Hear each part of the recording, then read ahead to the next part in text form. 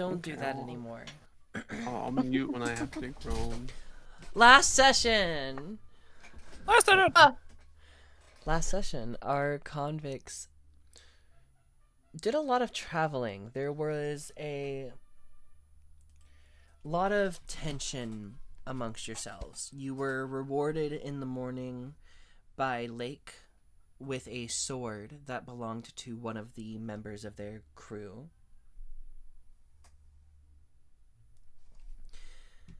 And then you set off. Desi up and able to move a little bit, and the rest of you getting more, I wouldn't say comfortable with each other as the days goes on, but more trusting, to say the least. Until one night, as you are reaching the kind of edge of the coast where you are to meet with Kel, you all lay down for your long rest and begin waking up in Malavi's bar. We return to that same place with, I believe all of you were starting to wake up here. We'll say Desi is Gus taking woke up watch first. right now. We'll say Desi is taking watch right now. Mhm. But Malavi has not arrived just yet. So all of you are served drinks by Alvin, and I would like you to tell me what drinks you're served, because he knows as soon as you wake up in his bar. Hell yeah. Real quick, I just want to say I completely forgot that happened at the end of last session, and I got so excited when I remembered. I think. Well, actually, I'll let someone else go first because I just yapping. I'm still thinking. Whatever drink they most desire at this moment doesn't even have to be alcoholic. They receive. You know what? Wow. So, my character doesn't really drink like that. Actually, really at all. I think the most nostalgic drink, especially considering that it's on his mind right now, would be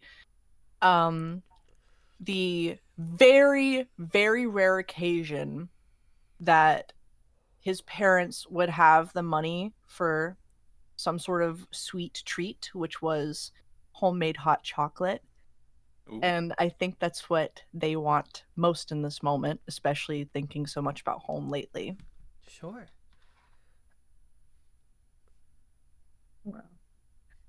I think Gus drinks a lot of whiskey when he drinks on rocks, but his favorite actual drink that he doesn't get to have very often is essentially a mimosa.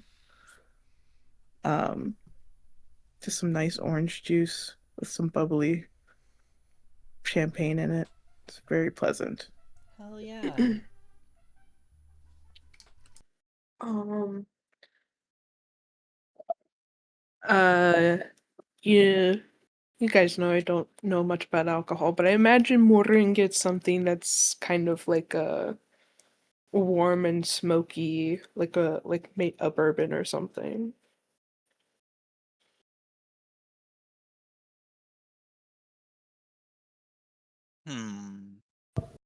It's been a long few days. Give me the finest apple juice you got. Hell yeah. Hell real? yeah. What does Cedar get?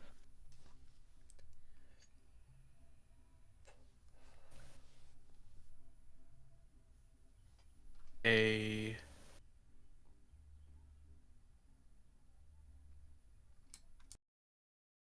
apple cider. Wonderful. Most matching. All of these drinks, whether alcoholic or not, he prepares looking as if though he's making you an alcoholic beverage. Like he takes little things and just like mixes them together in a glass, and I think Ollie's, because it's being served in a mug, is the only one that it's not really like obvious. It's kind of obvious that it's not alcohol. But your drinks are passed out, and as he's making and mixing these together, he just kind of explains, The Mrs. is not present at the moment, but wanted you all to have some time here, so I thought to invite you all as soon as you were all sleeping at the same time, which, by the way, you should do more often. Because, you know, it's kind of not, I don't feel okay just bringing some of you. I don't like to pick favorites. She does, but... Real quick, DM, did we ever, like, I know on a meta level we know his name, but does our group know his name? I don't know if we've asked. I think Malavi has told you it's Alvin. Okay. Yeah. I'm sorry. I think regardless, Gus standing there with his mimosa, is like, and who are you? Where are we? Well, right now you are... I don't want to say in an afterlife, but kind of. You're not dead. Don't fret. But you find yourself in the home of the goddess of deceit. And in the presence Ollie. of her husband. Kind of just winks at you. Oh, Ollie turns to Gus and says, remember when I mentioned we met, Malavi? I'm guess it's, remembering. Thanks, Alvin. Do you know, is there any particular reason? I'm very grateful, and I'm excited to see her. Do you know why we've been invited? Not exactly. I mean, I know you asked. So maybe that's just why. She's been out for quite a few days now, so I haven't spoken to her myself too much. Okay. I think, kind of grips the edges of the mug. I don't know. I mean, I don't really know how godhood works, or how being a goddess's husband works. I don't know, like, if you both, or if she can, like, see what's going on all the time with all of her followers. We've been having a rough few weeks, frankly. So... I don't exactly see it myself. I am only more real than the souls you see behind you because she chose to make me that way. I'm not any sort of divinity myself. But she tells me things. I know some of what's going on, but... I also figure she has a lot of followers, so she's she probably not does. insanely occupied with just our little troop. Well, one of the big things is that she, now that she has the freedom to, enjoys walking the earth. And if I could go, she'd take it with me, but I'm stuck here.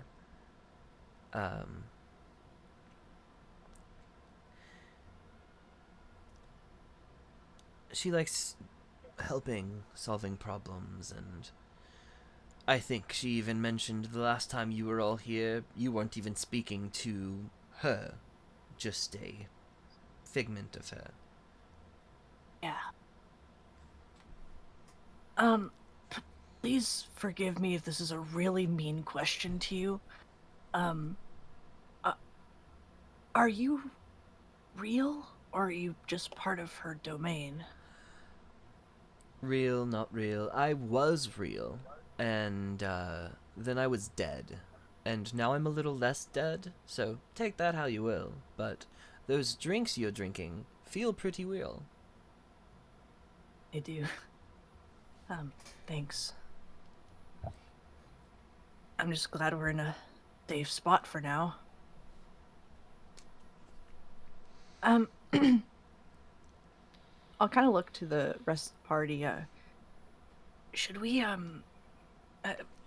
I'm pretty confident we're safe here. Before Malavi gets here, do you think we should all maybe regroup with these nice beverages? Kind of talk about everything? I feel like we haven't really gotten the chance to knock our heads together and talk about everything that's going on. You know, share hugs. I could do a hug or two. That sounds fun.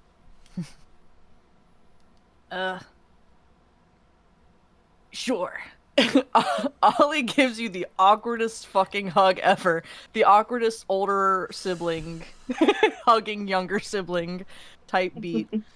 You'll get a close to bear hug back. While that's happening and Kepri is distracted, Alvin leans over to you, Modin, and goes, "Where does the drink go when he drinks it?"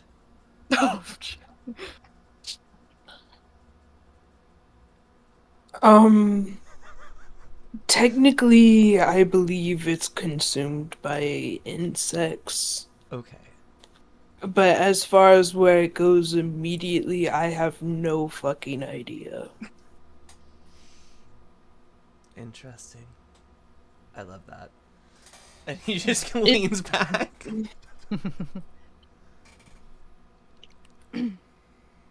I guess I just wanted to say, I don't know. I'm not really one to get all sappy, but, you folks are really starting to mean a lot to me. And, it sucks that the past few weeks have been so shit. I'm hoping it looks up. Well, I mean, as long as the boat gets here on time, then, you know. Oh yeah, I'm pretty ready to put my back to this fucking swamp. Let me tell you that. Mm.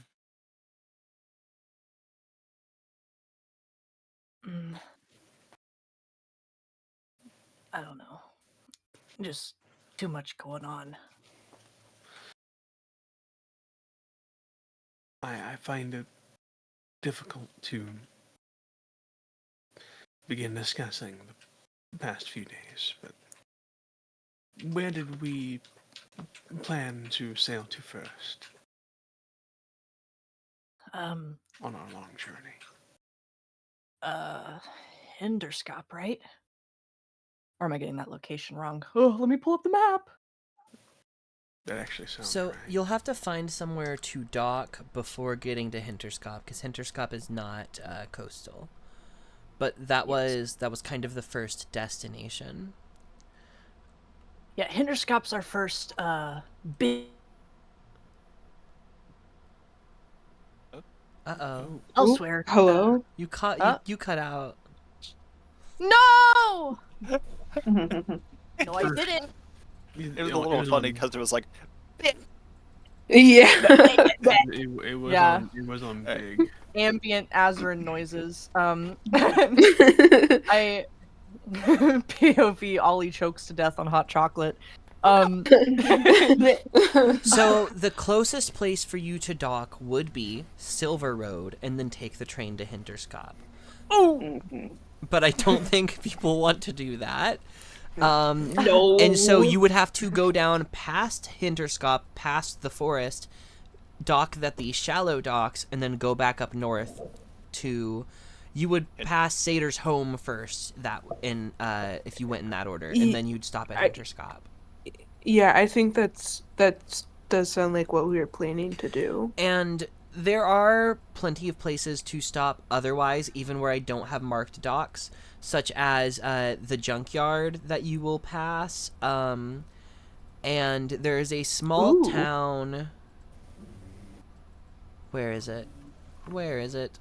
If you go around the other way, there's a dock at the old war zone that's south of Jolly's junkyard.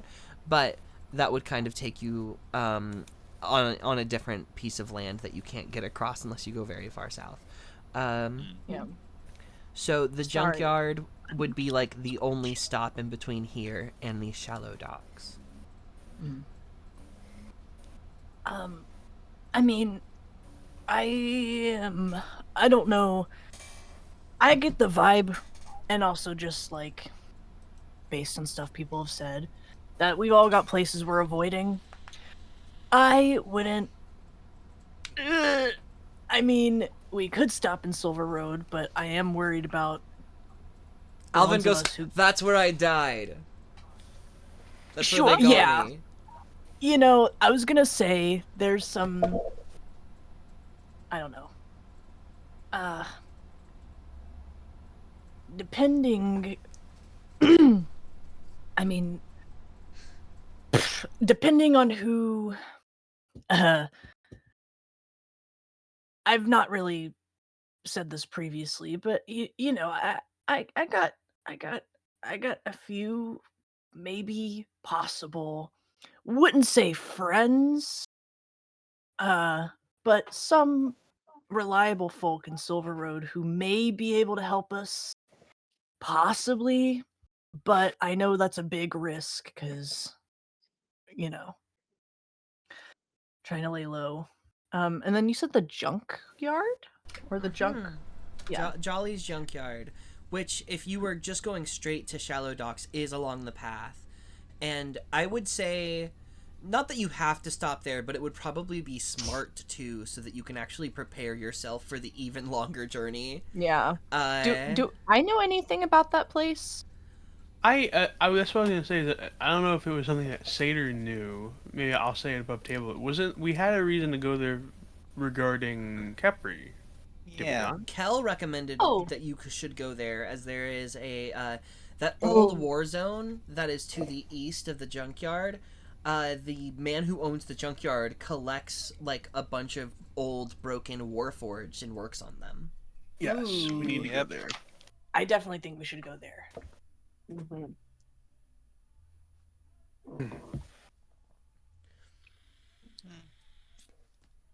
And once we do make our way to Helix Forest, if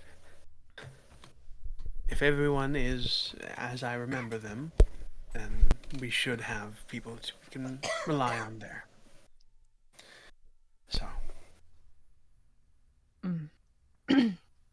Yeah, definitely think we should. I don't know. I'm excited to hopefully get into some locations where we may have people who don't want us fucking dead, or replaced. Fuck me. bless you. No, it's okay. I choked on my spit. I definitely think the junkyard is a good place. Kepri, we may be able to find some stuff for you there other than just like our restocking for the trip. If you're interested in that, that is. I know Cal brought it up. Well, it is on the way. I guess we could.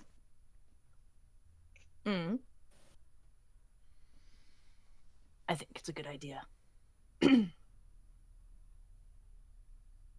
Oh.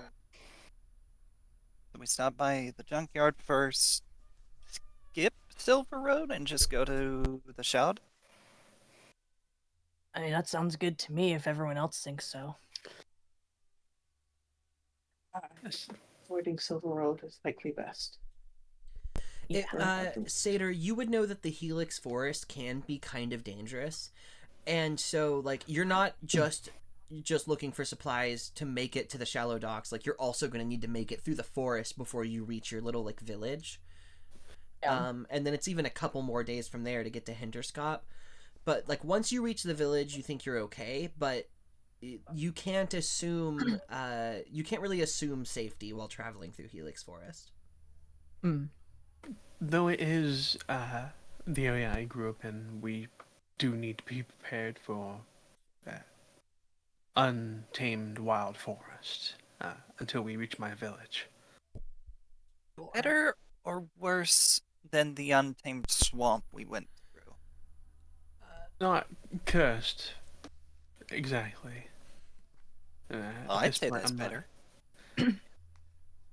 Do you have like? Because I know, I mean, that's a big chunk of land right there. Do you know in the Helix Forest, is there like bandits out there? Is it animals? It's Is it mostly the know. dinosaurs, Satyr. That is, Yeah. I fucking forgot there's dinosaurs in this world. Another thing, yeah. oh, just the prehistoric? Oh, we have to go there. Great. To go there. Great.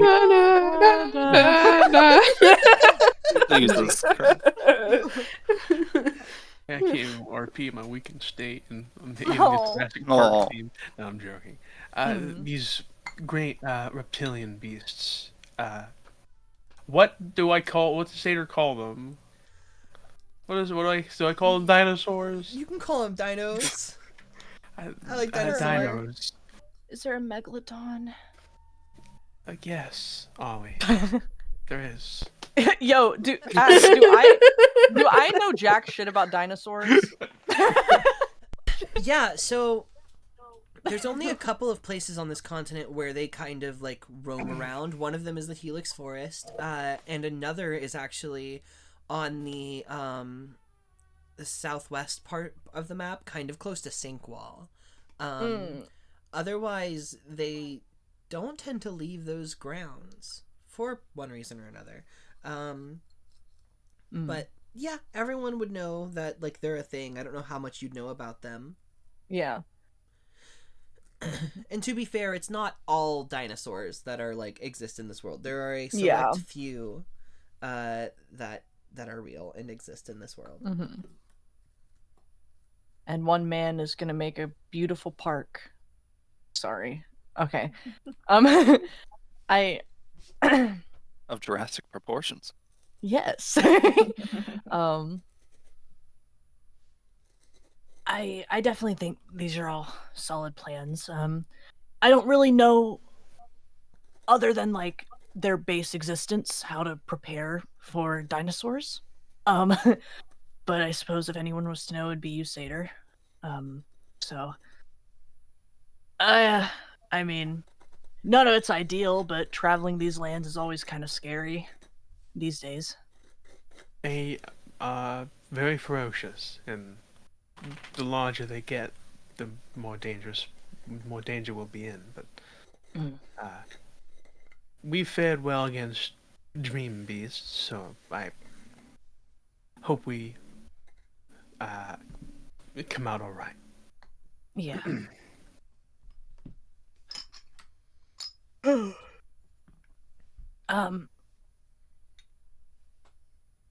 Oh god, I lost what I was gonna say. Jesus. Oh, I think Ollie will in this moment, because I know that they talked to Mirren about this, but not really the rest of the group. Will say, I feel like I gotta kind of have a come to the light, be a little more honest than usual type moment here. Mirren and I had been discussing this, but I figured you should all know. Satyr, you've got your family in Hinterskop. I must admit, I was being a bit selfish when I suggested we go to Dim Torda. That's where my family is. I hadn't spoken to them in a long time, but I actually reached out to my mother a couple nights ago. I know you all knew that part, but I'm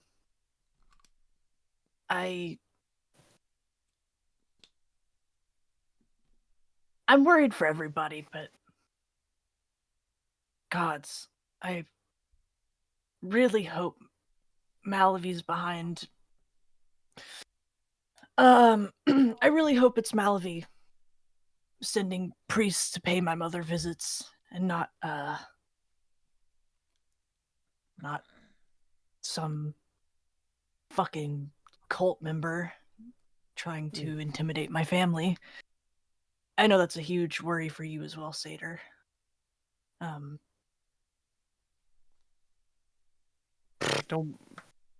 don't count that as selfish. I don't think we did need somewhere to go. If anything, we would have, if possible, gone faster. If you're worried about your family, but I don't know how long it has been. I mean, the travel takes a long time, and I think it is. I'm not saying this to say we should divert course. I think it is best we know for certain that your family, at least with your sister, there's some dark shit happening there, and I think it's best to check up on them because, as you said, you can't reach out in the way I can, and I think it's best we see them in person. Once I do meet them, I can reach out to them. I think that goes for anybody, unless they really don't want me in their head. Don't see why they'd be too offended about that idea. You should take care of your own, Holly.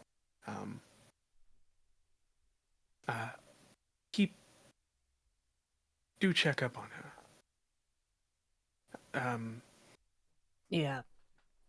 It's a bit weird. If we do end up meeting my family, I don't know if we will.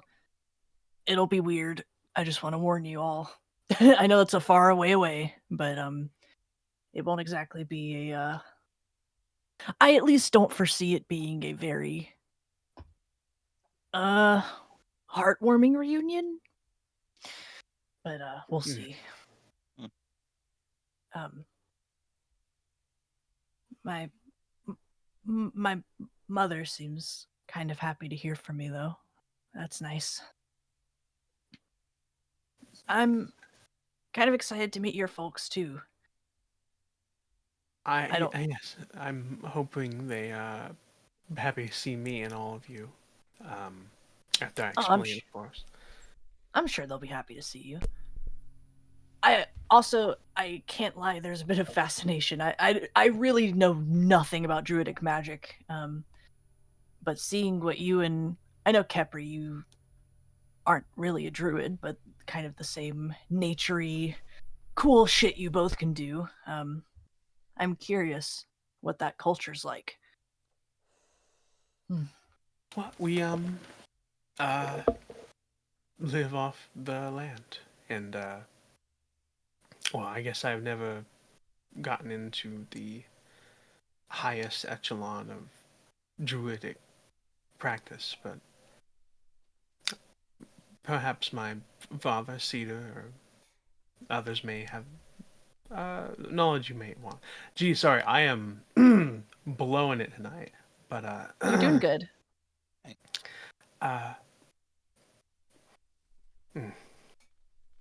Sorry, my thoughts are scrambled. I understand. It's a lot to process.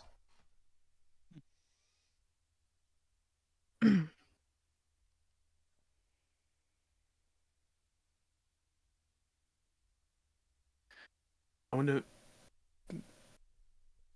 do you all... I am not aware of any of your upbringings or backgrounds, but do any of you, where you grew up, have this very old, not mentally well man that everyone really pities and he despises everyone, but we take care of him? Is that relatable? I'm afraid not. No. I mean,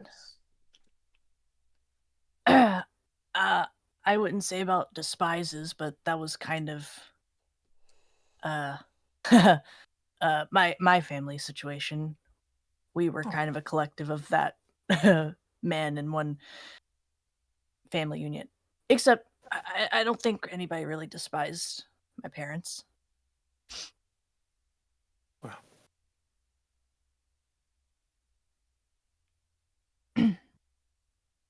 Well, that's Britches, by the way. I just am thinking of home. Um, Hmm? no, I wasn't saying anything. I'm similarly reflective. I think we've all been a bit reflective on everything, given our situations. Oh, it's something we tend to need. I don't know if my family's home. Actually, I believe we discussed this. I don't believe that my family's home is going to be large enough, but I have been going through a couple ideas. There's one who may likely accept a sin. Kieran, bit of a first fling, so to speak. I had to leave before it got too serious. Mm. I don't know if they would, but I could imagine they have a lot of space. They do live Sorry, alone. you said they were a fling? There's Oh, no animosity there? Oh no, it was a mutual parting. It just, I knew it wouldn't last. Mm. Well, I mean, maybe you could bat your lashes. We'd get a nice bed for the night. Oh, no. I'm giving you shit. Mm. uh, we'll figure it out. As long as we all They- got each other's backs. Sorry, you go ahead. Oh no.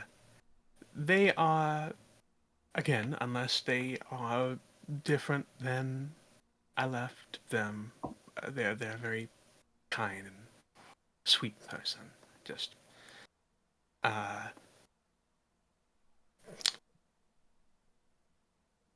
don't. I'm trying to come up with the words, but I don't want to be rude. Talk your shit. My parents didn't want me to have children with them because bad intellect. Uh-huh. Bad intellect. He, truly, he means well. It just they're not. Maybe we'll see. It'll be easier to explain then. So you like your partner's stupid in the brain and stupid in the build? Not quite. That's Uh, part of the reason that I didn't take them with me, which I could have been an option, but. Are they hot though? At least. I could say so. Oh, now I'm really excited to visit your hometown. We're gonna parent trap you. Are we in? I'm still not sure why we're here again. Are we in trouble? I don't think At this you're in point- trouble. Truly, I was told that I was told a few days ago that you all wanted some help. That Ollie, you had called, and the first chance I got where all of you were asleep at the same time, I brought you here. Shit, I didn't even. I mean, thank you for the expediency. Sure, It's dangerous out she- there. She knows. Malavi, I'm sure, is on her way. I'm sorry she's taking so long. I mean, she's a goddess. I feel I can't really complain. No, like, You know. She's usually very much, likes to be on time, so, not to say worried, but, this isn't normal, so I'm sorry. Hold on. I have this most dumbest fucking idea. Alvin, you don't think I could cast sending to a goddess, do you? I don't know.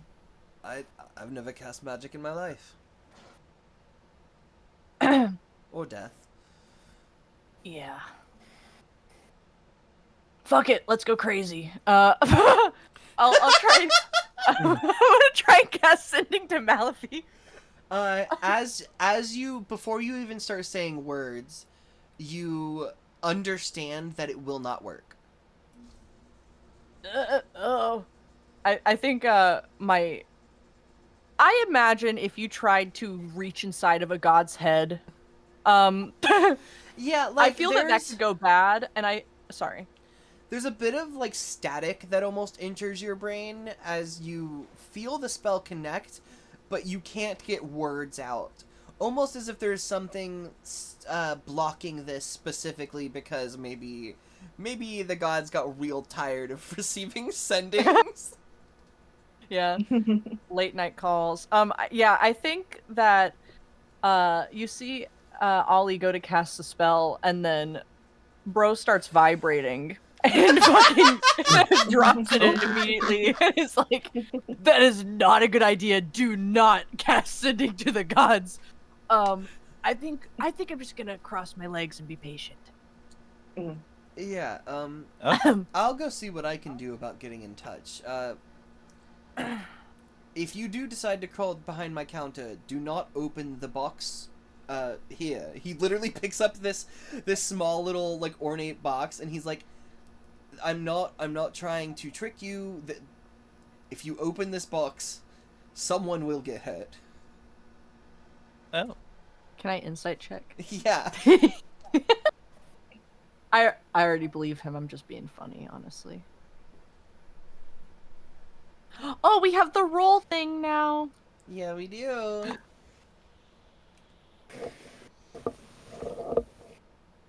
Oh, what the hell's my insight? Hold on.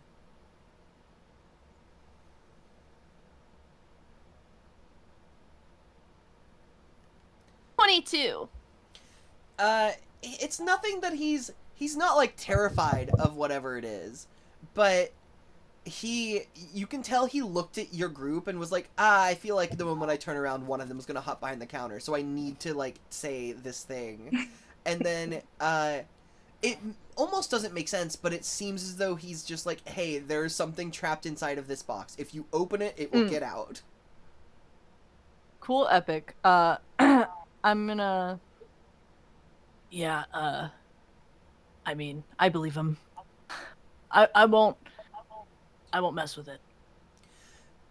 Anything Sa- else is Satyr free game one though. hand. There's bottles aplenty. Take whatever you want.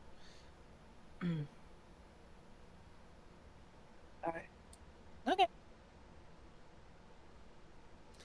And he turns around, and where there was like once a kind of wall, he places a hand and a doorknob appears. He twists, opens, and moves into this bedroom space. You don't really get a glimpse at too much of the room. It's no lights kind of inside, but he shuts the door and it disappears. Oh, Uh, fancy. oh my god. Okay, I'm trying to act so cool right now, but this place is amazing and kind of overwhelming, and I know Malavi was like, don't give me all that last time we were here. Be cool, but I still have trouble wrapping my mind around that she hears me and brought us here.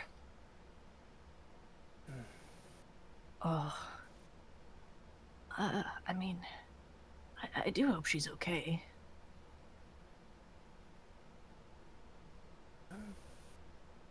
Well, what vets do? No, sorry.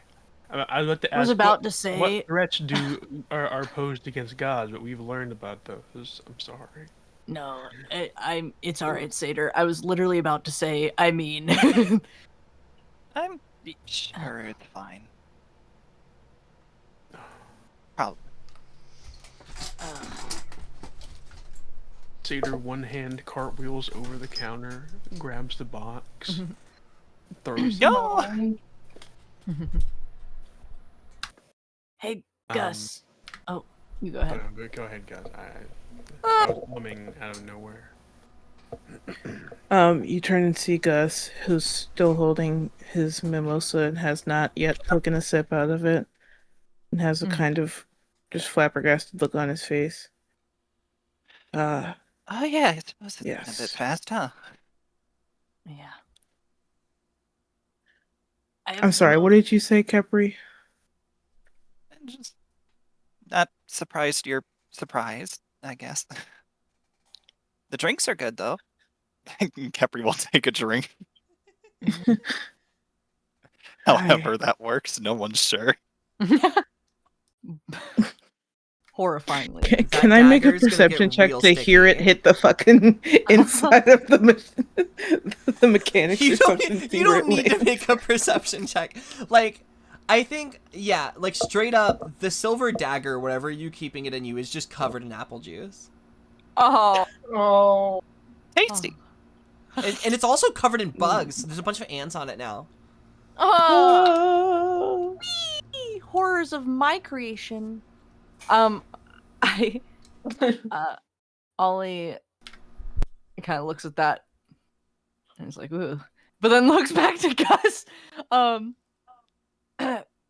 Okay, most random question ever.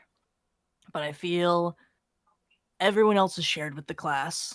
I guess you don't have to if you don't want to. But, I mean, since it's relevant, what was your childhood like? Where'd you grow up?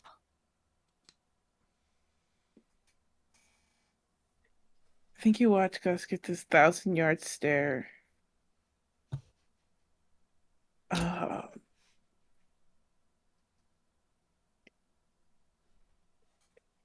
He grew up in Hinterskop. Me, I have no childhood to speak of. I can tell you things about him, though.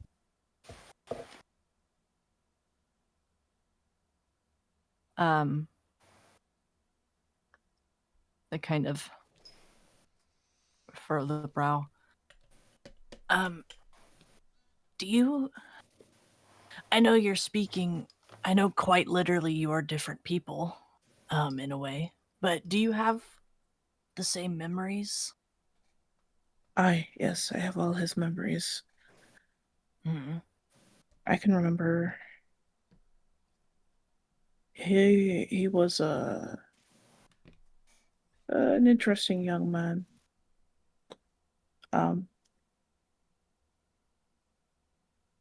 Unlike his family, estranged from them now, more so than ever, of course, but he did that to himself long before I ever came around. Makes it easy, I suppose. It does. Was it your lifestyle choice that made it so?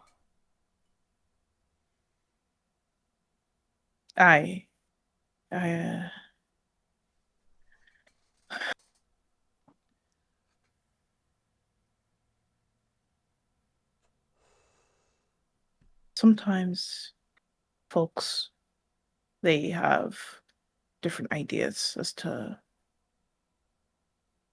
how to be happy.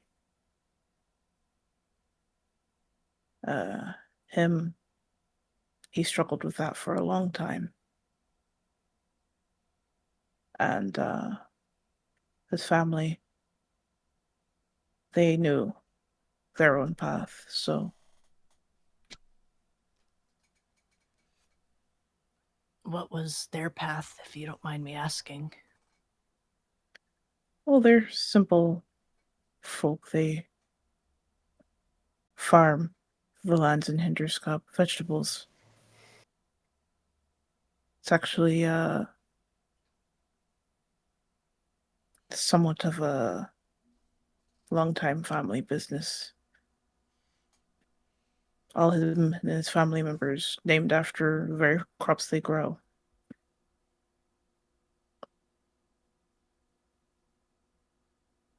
Fascinating. But just at a guess, you found that life exceedingly dull, unfulfilling. I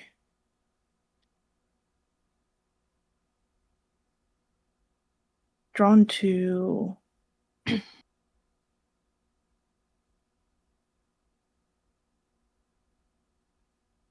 grander things, I think. He was.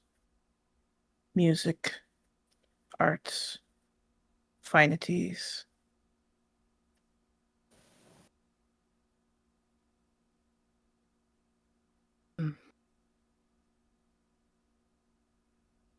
And that ended up a life of thievery? Or was it not always? No, not always. He, living in Silver Road, it's hard. You know, I'm sure you know.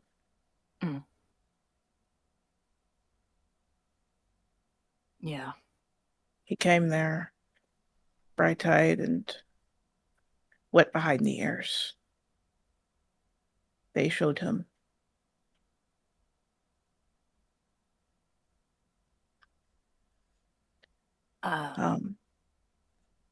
The hardness grew in his heart.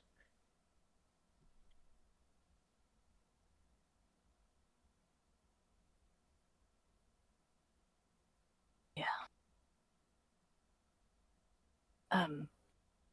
Was it any particular person or group in Silver Road fucked it up for you?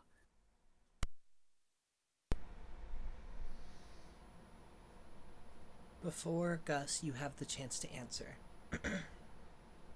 That very same space in the wall behind the counter opens up again. And you all watch this. Wearing the same clothes as Malavi the last time you saw. White hair kind of coming down over the shoulders a little bit, but wearing this white mask that has been decorated in gold but cracked. And it's kind of broken. You see a little bit of blood coming down the side of her face as she stumbles out this door. Her arms covered in burns. And her clothing still a little on fire. She hurries through and shuts the door, kind of starts patting out the fire. Sorry, give me just 1 sec. My goddess, do you need assistance? I'll be fine. Just, yeah, no, I'll be okay. She takes the mask off, and as she does, her face before you it looks like she's missing a couple of teeth.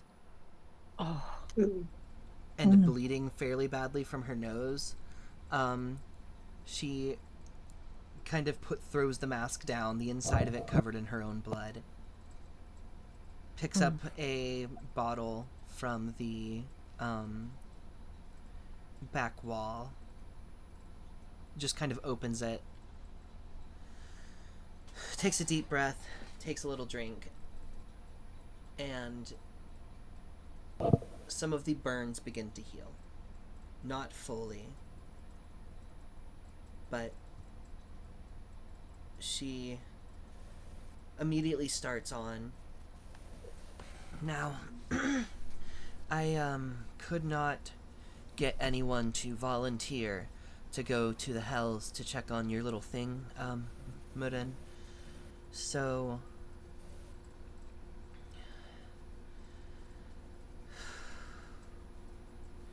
I went myself, and I got caught. I don't get caught.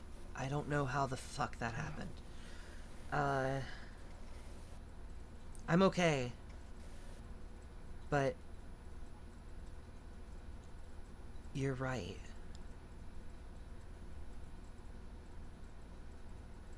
I saw Quetzal's bones. Oh.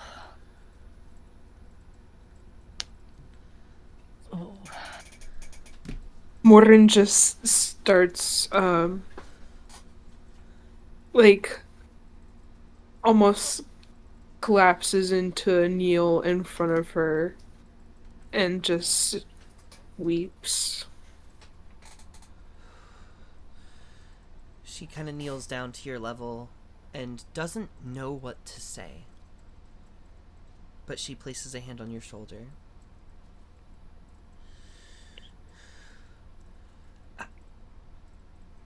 This will get fixed. I don't know how, but I'm working on a plan. I have some people I trust that can probably get this job done. I don't know what this means for your people. I don't know what will happen if... I don't know what dealing with this looks like, is what I'm trying to say. Oh. I think Ollie waits and lets Mirren have this moment.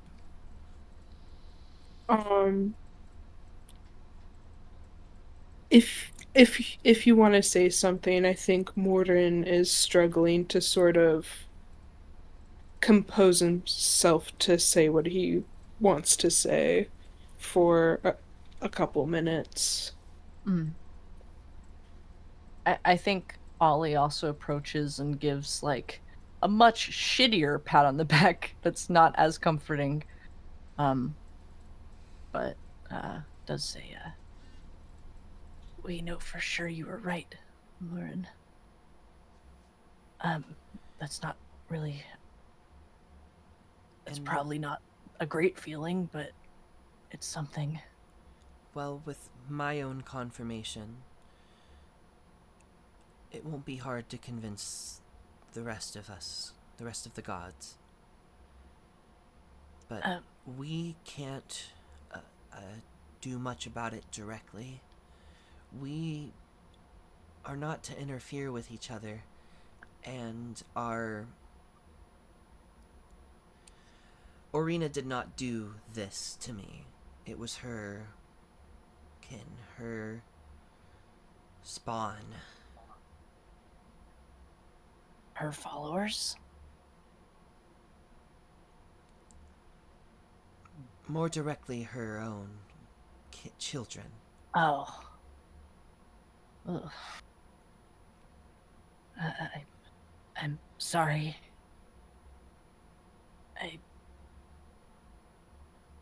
We've not nearly as troubling as what you've gone through, but we've had other weird things relating to the same issue. Morden had told us about Quetzal, but we also... I don't know how much you see, how much you know of what we've been doing. I've been very busy. It's... There was something there that caught my eye, and I needed to get closer to find out. And that's probably where my mistake lie. There's something trapped inside of the bones of that dragon. Oh. And A living thing or an item or... a person. Hmm. And It's nothing any of you should concern yourselves with. Truly, I've already spoken to the group I think best suited for the job. And they're set to head out as soon as they have a plan, but Muren, if we sever Orina's control over your god, to the rest of your people it will seem like they have been abandoned. They will not know what's transpired, and they will just believe that they can no longer gain the answers they seek, the powers they want, and some of them may even lose magic. I want you to know that that's at stake.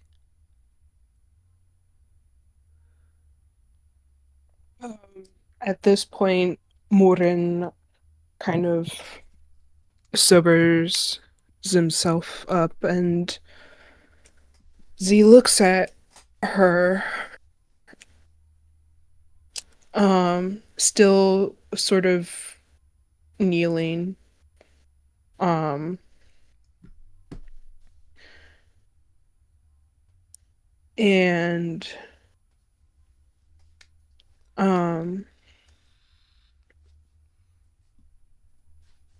then sort of bows his head and says,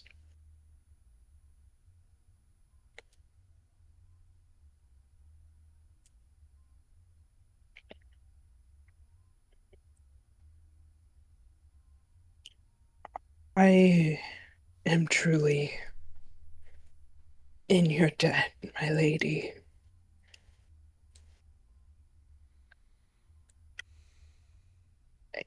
You have my gratitude, and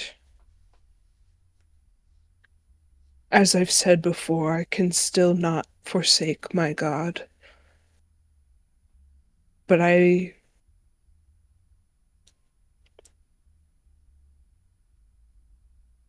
will be of service to you when the need arises.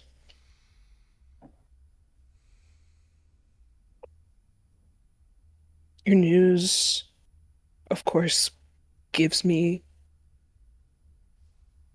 great sorrow.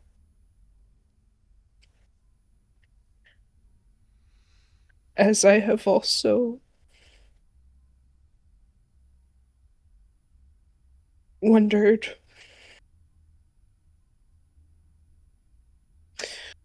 where Quetzal's soul may be, and all of the souls that dwelled with him.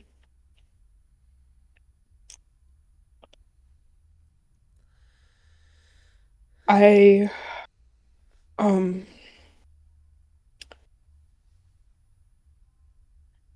I do not wish for my people to feel like they have been abandoned, but to me it is better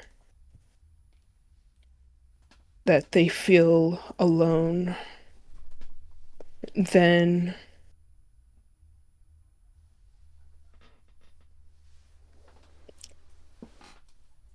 them being tricked. And I agree, but I worry how your leaders will react to this perceived slight.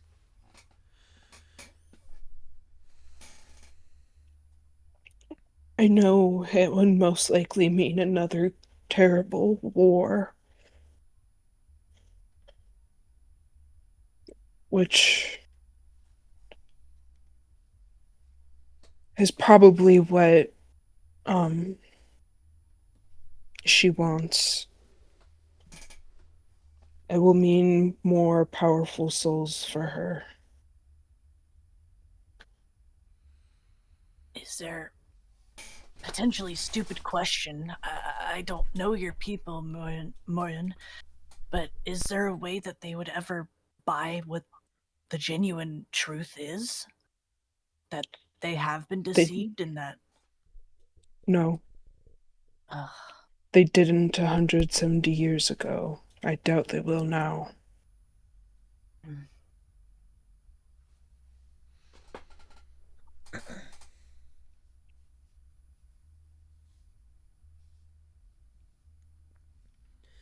uh, I am sorry to bring you bad news this night. But I told you I would look into it, so intended to keep the promise. As I said, I am truly grateful. I am. I just worry. Obviously for what this means for the dragons, but uh, I don't. You know, the gods. You all seem so indestructible, and lately, um, not to give you more to weigh on your mind, my lady, but we recently, um, well, there's been a lot. We came into friendship question mark with two of the Fey the Fey realm of fairy, and though communication is short, they've said that something is wrong. That they ran tail between their legs from fairy, and we thought we oh sorry. You aren't the first to mention such things. Mm. I have a few followers there, and I have heard their prayers. We to give you, I suppose, the synopsis of our travels, because I do genuinely believe it may be relevant. We um went to close a supposed portal to fairy that was causing um chaotic happenings on our plane, and it turns out it was a portal to the hells, and some of Arena's followers had banded together and were sending souls to her to gain power. um I don't mean to be sacrilegious, but I don't like whatever's going on with her. Oh, I don't either, dear. Don't worry about the sacrilegious part. She's a bitch. It's in her name. She did choose that title, that is correct. But we managed to do what we possibly could there, though it may not have been completely solved. And we went back. We had been taking refuge in a small temple of Gideon. And the priestess there, the head priestess, though she has no real evidence, said that she feels something odd about her connection with Gideon as well. And just all these happenings with, we mentioned that seeming cult that was using the wardrobe into the plane of doors, claiming to work under Arcos. I have suspicions and worry that they may be impersonating followers of maybe multiple gods. There was weird stuff related to Gideon for that. And we found out that those who came from the plane to wreak havoc are actually at least in appearance, I don't know if they're the exact same species, but they seem to be mimics like our acquaintances we have. But changed. They can take humanoid form, and they've been. I I know you and I know a bit about that, but I mean they're completely inserting themselves into people's lives, As taking you them start over. saying that, she turns and looks at Gus like she knows. I think Ollie probably catches that and says, We do know about our friend over here. He actually, though there's been some tension, he caved and told us the honest truth. Fucked up his life for it. They ended up coming after us, specifically him and Morin and another acquaintance of ours, trying to replace Gus a second time. They've replaced Sator's sister for years. I don't know what the end goal of all of this is, and why they're involving themselves with the gods, what the people of Fairy have to do with it. I just figured it may be relevant, and I highly respect you and your abilities, my lady, and I know from a mortal this it may seem insane for me to say, but please be so careful. I don't know what they're planning, or I don't know. After this recent incursion in the Hells, I do intend to stay here for a while. I can't say that I personally can look into Fairy, but I think if it's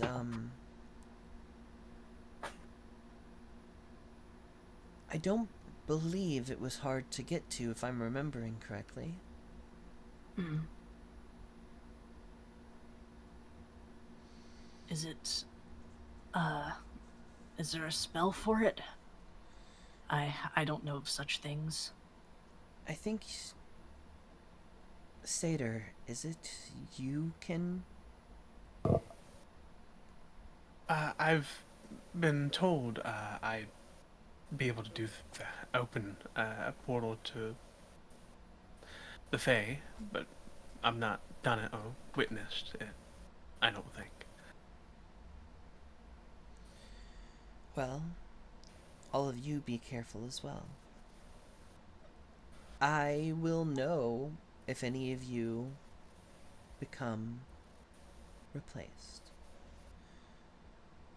And the first time I bring you here and you are not yourself,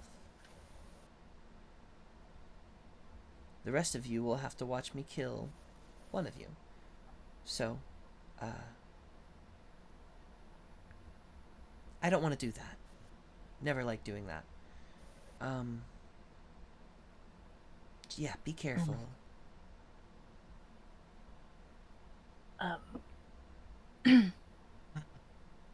I just we hope to be. I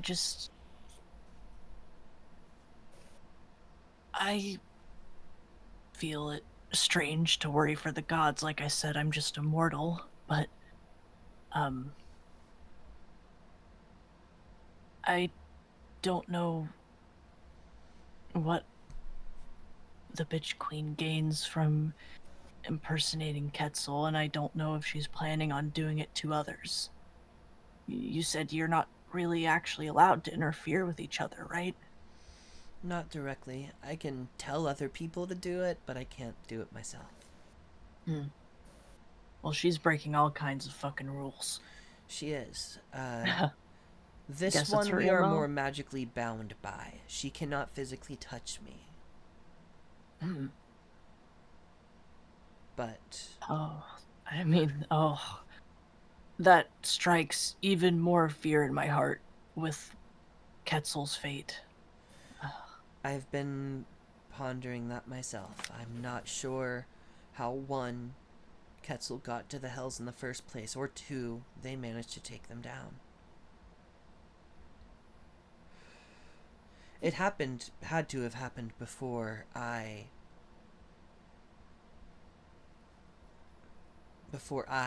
rose to this power. Mm. But I just don't know why the other gods wouldn't have found out by now. Satyr, did you have a similar situation? Or am I mistaken on that? With a dead god of some sort? The bizarre cult that my sister participated in, they worshipped the dead god of nature, Elena. And we've learned above table. We've learned more about that with Elena and Yes. Arena's connection. You're about to learn a little bit more in that Oh, shit. she goes, Alina, that was Arcos' ex. They were Oh. together for a time before one of them rose to be a god, and then they could not be together anymore. And then when they both became gods, they rekindled that.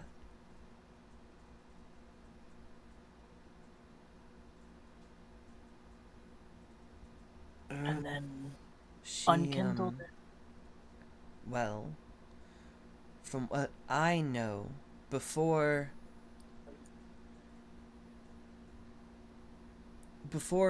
we were allowed to roam your plane, we were able to interact with each other in ways.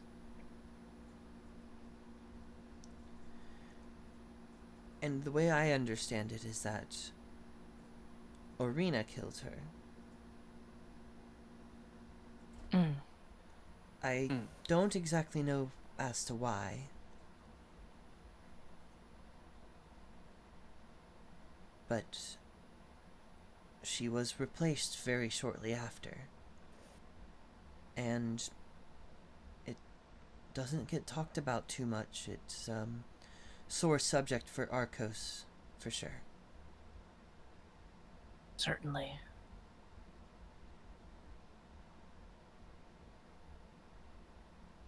That's strange.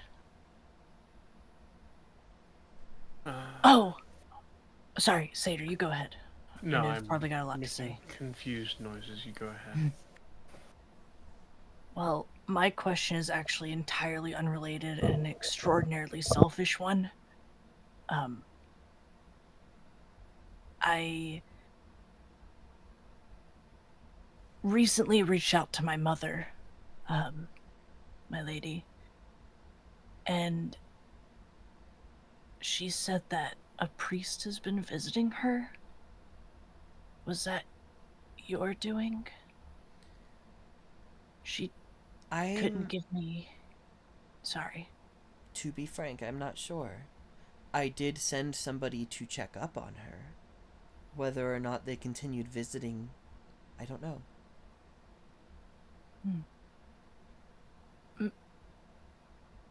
Okay. Ooh, alright. She couldn't give me details of the vestiges of priesthood on them, but said it had been for a few weeks. Timeline-wise, and correct me if Ronnie's getting this wrong. Timeline-wise, I believe that's some time after we took care of Viz. I don't know. I was just curious. I've maybe I'm getting paranoid. I'm just a bit worried. I think we're all kind of worried for our various families, our people. Sisters killing one another is terrible. But connects back to Arcos again, and I thought we had all but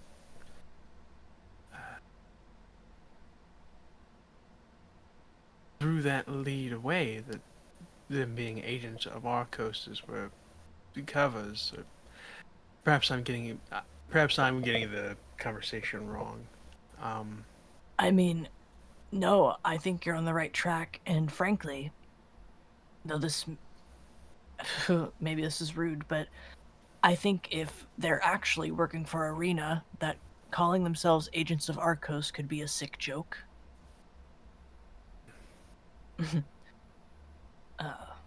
I could be very wrong about that. But then, So you think this group replacing people is working for Arena? I don't suppose we actually know concretely.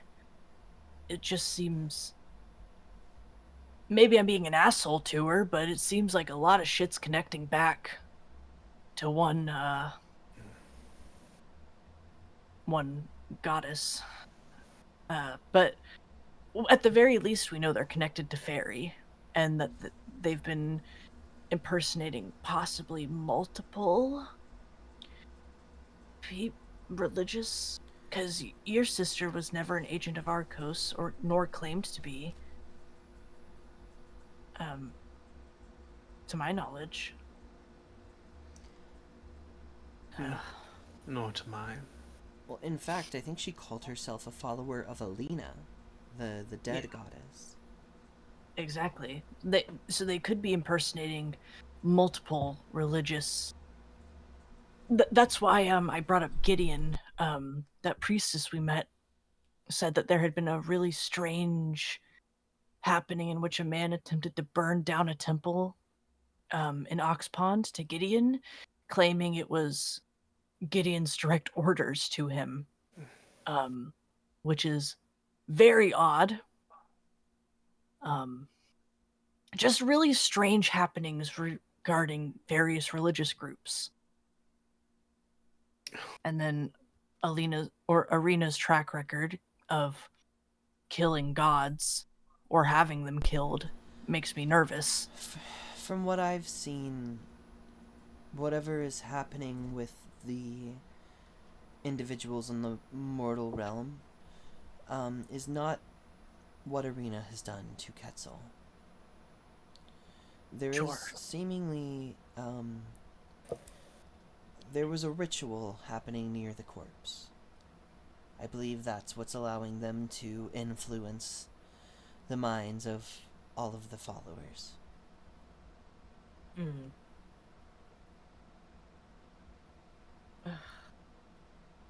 And that's what you interrupted and got caught when they were doing the ritual? I didn't interrupt it. I needed to get a good look at what was inside. But I got careless.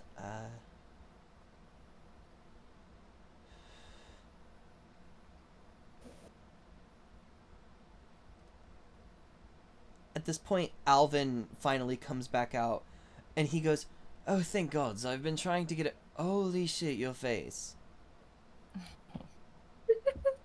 Come sit down, let me clean you up. And she doesn't argue, she just kind of moves back behind the counter, and Alvin grabs a clean rag, kind of damps it a little bit, and starts to help her clean up where he can, while she continues this conversation.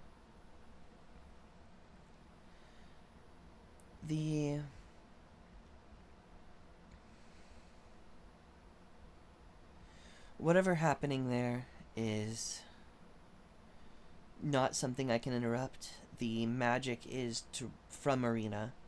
I can't dispel it. I can't touch it. I could have maybe taken out the individuals keeping it going, but I don't know if that would have stopped it.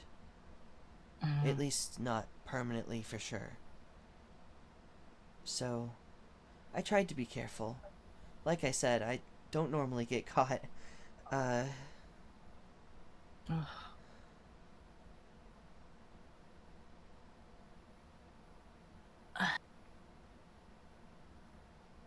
Like Mjorn said, thank you for going.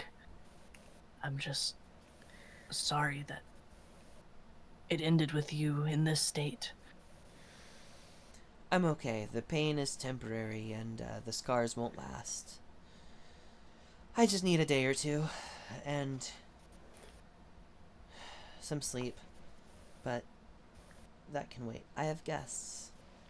I'm glad to see all of you are looking healthy, alive. Not maybe in the best spirits, but shit life throws at us sometimes.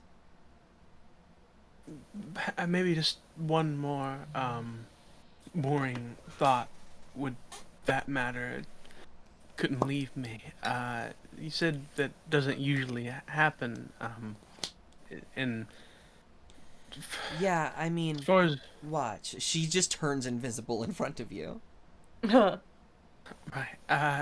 it's with what we know about whatever's going on. They intend to kill gods. Is you wouldn't think they'd have a way to track you just by that merit, right?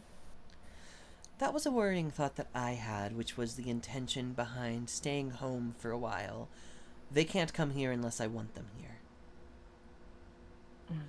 And if they're here, it's my domain. I'll have the upper hand.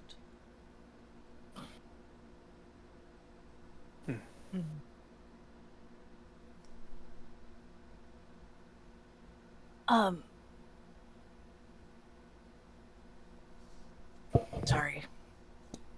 I didn't interrupt. I don't think you did.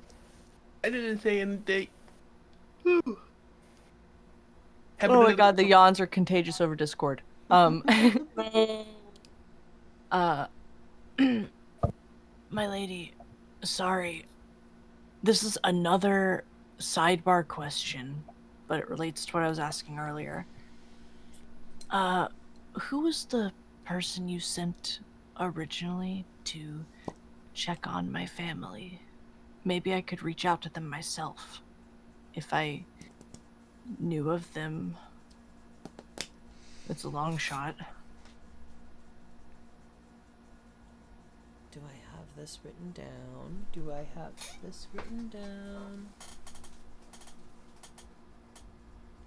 Yes. She goes, it was one of my grandchildren, Misty. Oh. Sorry, Ronnie just had a moment. How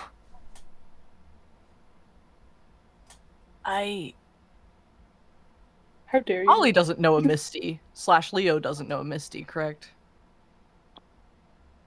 I don't think any of you would Yeah. necessarily, like, maybe you do, but you're almost certain it's not, like, probably not the same one. Yeah. I don't know if I could reach out to them. Well, thank you. I at least... could you just describe their appearance? Because at least I could ask my mother if I could just show you their face, dear. Oh, this is true. And, Ren. I know I came up with the name, but why don't you describe Misty? Okay. I think Misty is actually one of Taurus's adopted children. Ooh,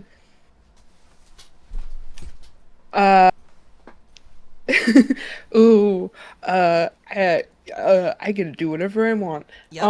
Hell yeah. Misty is a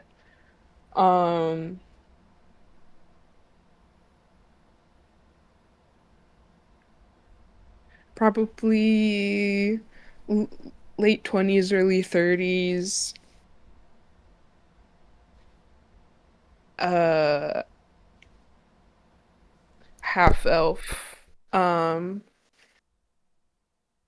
with um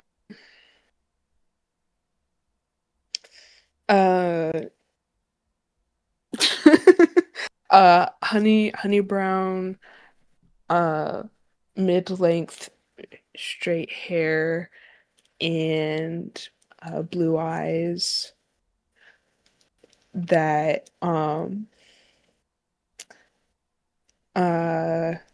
and has a couple of uh like what are the cheek piercings called? Like dermals in their cheek. Yeah, I think so. I forget the actual name, but Um and um I on point dark uh gray eyeliner um with a sort of um it's somewhere between a sly smile yet uh kind expression, sort of like the face you make right after your friend tells a dumb but still funny joke. Um real. uh pretty simple traveling garb in mostly grays.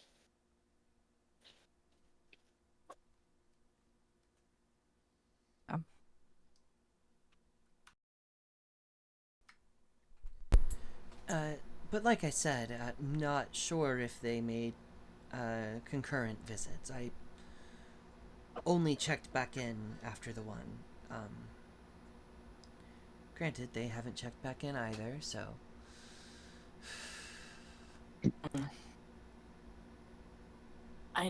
They had reached out to me initially,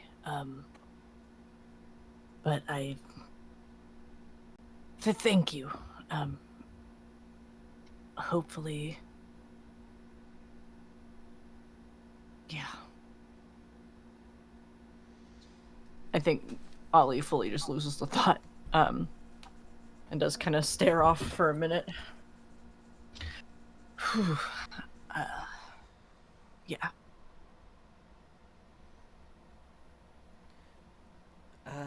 Well, I need to. She kind of just looks down at her burnt arms. I need to go sleep this off. Unless any of you have anything else for me.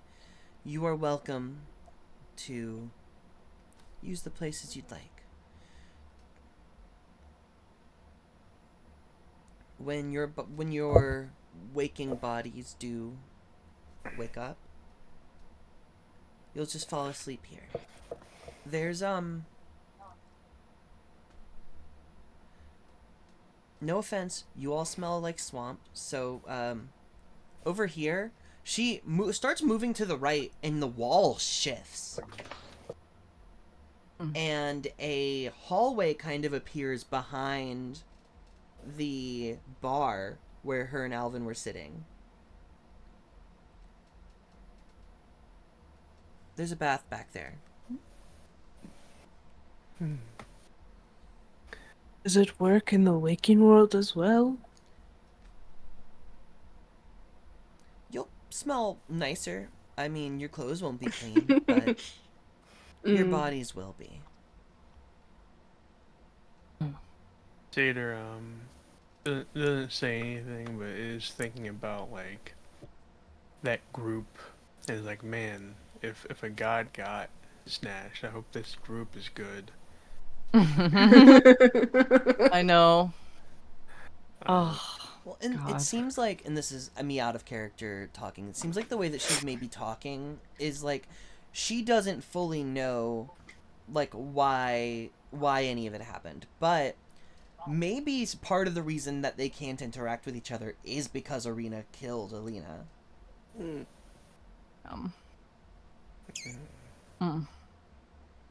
Before Mallory leaves, can Seder just hits the Dougie at her really quick.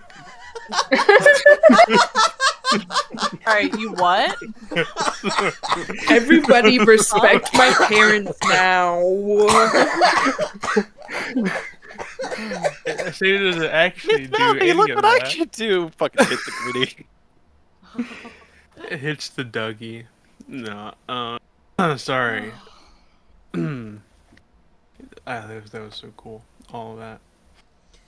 She kind of nods and just goes, "Good night, everyone. I hope the next days treat you all a little better." You too, Miss Mallory. He smiles at Good- you. We were all so excited to talk to Mallory. Good night, Mallory. Mommy. My mom. Yeah, Gus is still just shell shocked. Not one sip of beverage has been drunk. She moves into her room and leaves you all to your own devices. There's a bath here, and as she claims, you can get your bodies clean with it.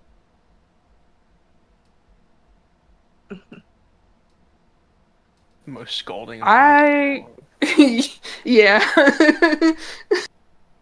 I think Morin will take advantage of the baths. Yes. While everyone's bathing, can I sneak around and look at stuff?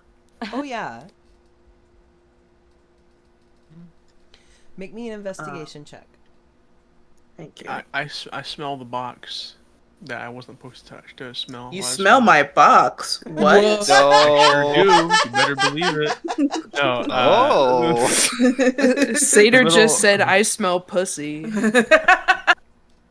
Well, Gus is like, get off me!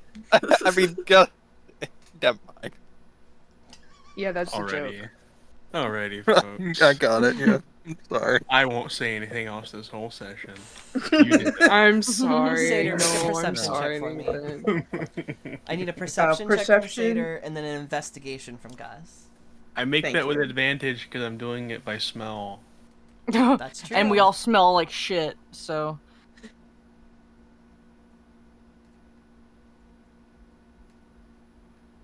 Whoa. I got a 25. Damn. Hell yeah. I got dirty 20. Okay. No, I'm not gonna do that joke. That's an awful joke, and Ren would hate me. Anyways, Oh yeah. Thank you. Seder, in the box, you do smell. You smell something. You smell like. I don't even touch it. I just get close. You almost smell like damp fur.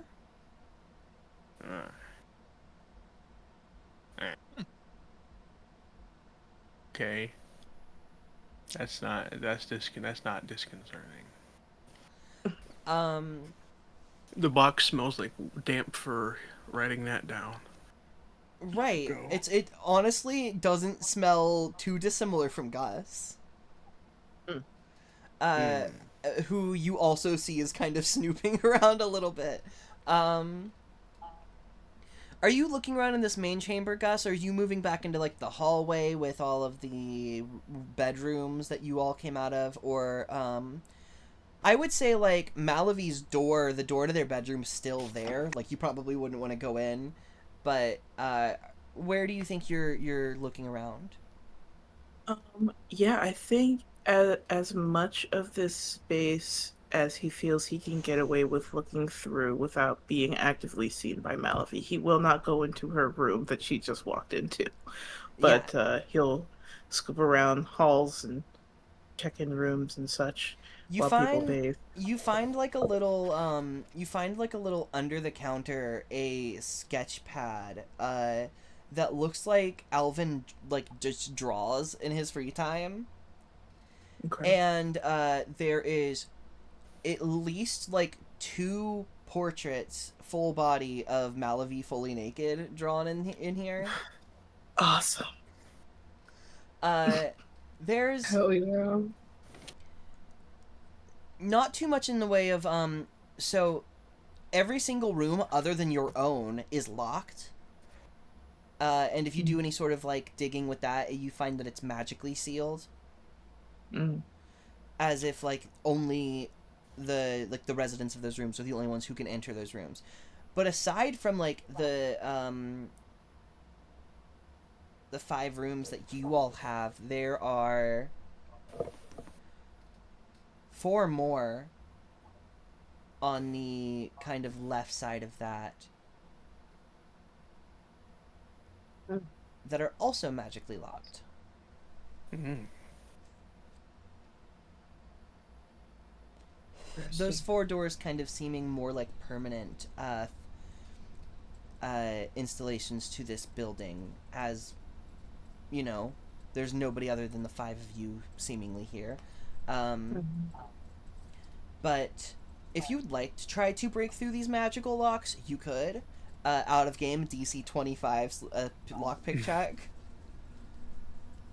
You know, I gotta try. Yeah, are you going into one of the rooms that belong to one of your friends, or one of those 4 extras? I think I gotta pick one of the permanent fixtures. Hell yeah. Sure. Go ahead and roll a d4 for me. Y'all take as much time as you like. And there's just one more thing I wanted to touch on with the box. Yeah. Before we move on from that. I got a 2 on the D4.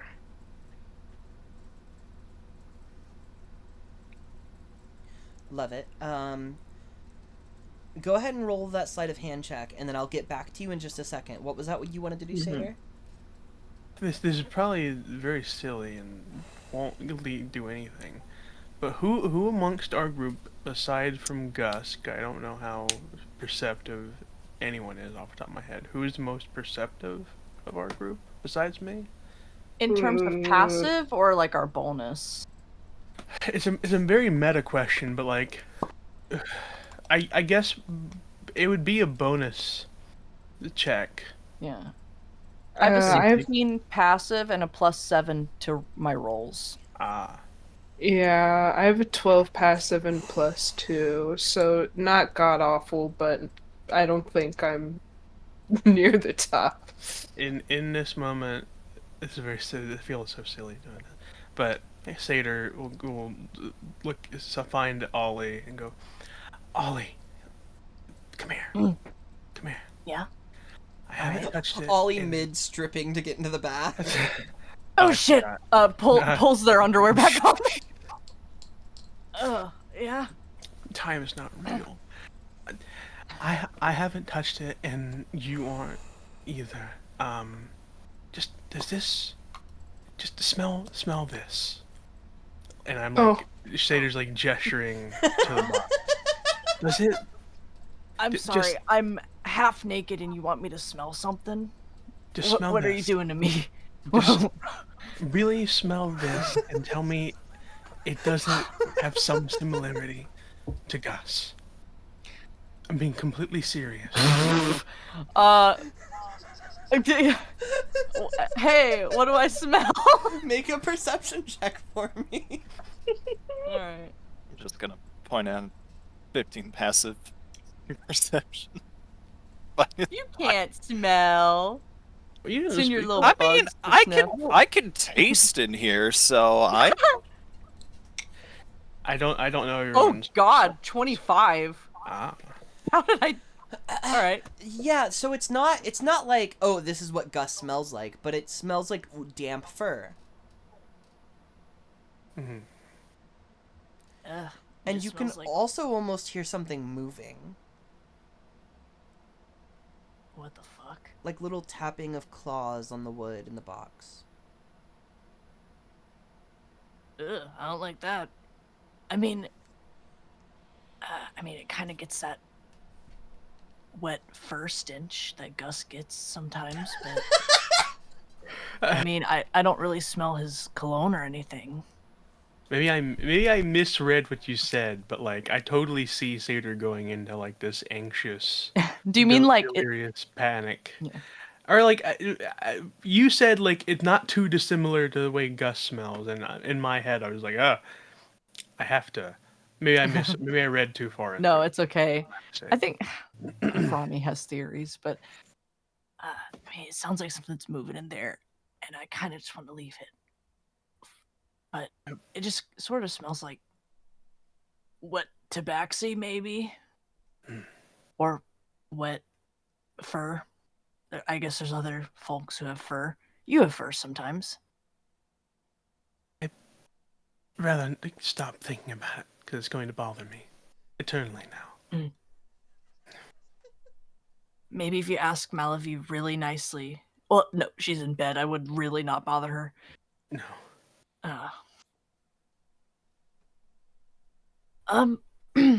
You gonna hit the baths? I should.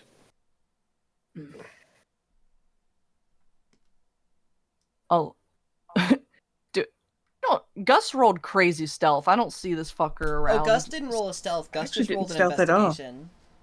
Yeah, Oh. I'm just walking around. Okay. But like, I don't think you saw Gus leave, so you just don't know where Gus is. If you wanted to look Oh. around, you could. I'll peek around the corner and just be like, Gus, are you taking a bath? just Um, into What- the hall. What did you roll? you on see that me sleight of breaking hand my check? lockpick in a lock, and you see my shoulders jump. Oh, Mhm. oh, bath. Yes, yes. When you're all done, I'll bathe. Yes. Okay.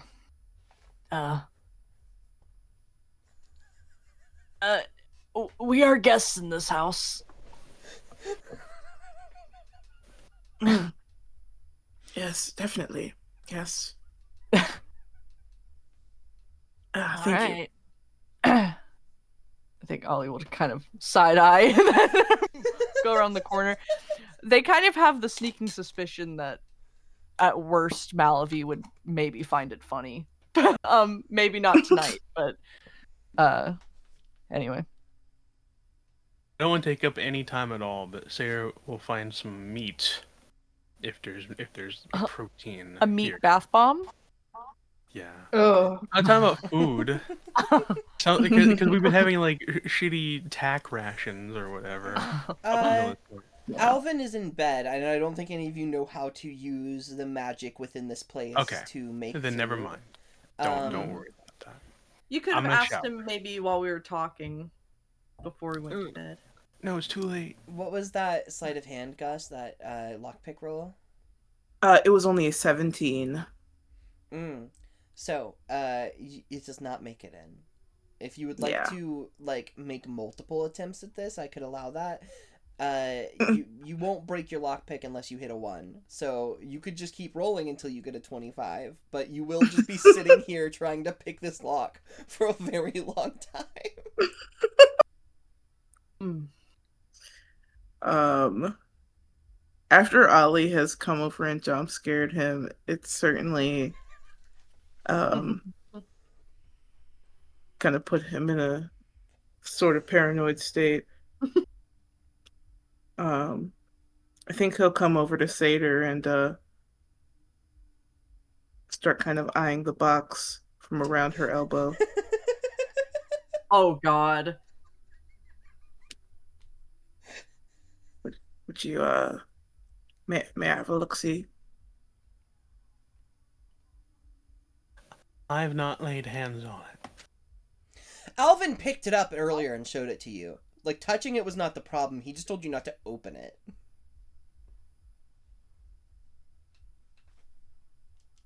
I promise I won't open it either. Just have a look.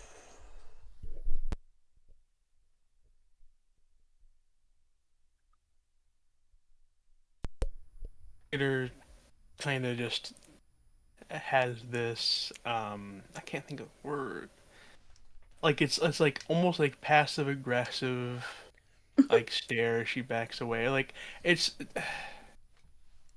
keeping close look. I can't describe it right now, but she backs away, glares She's- at you. She's bogarting the box. If you'd like to make a perception check looking at this box, you certainly could. Yeah, I'll look at it from afar. Beep beep.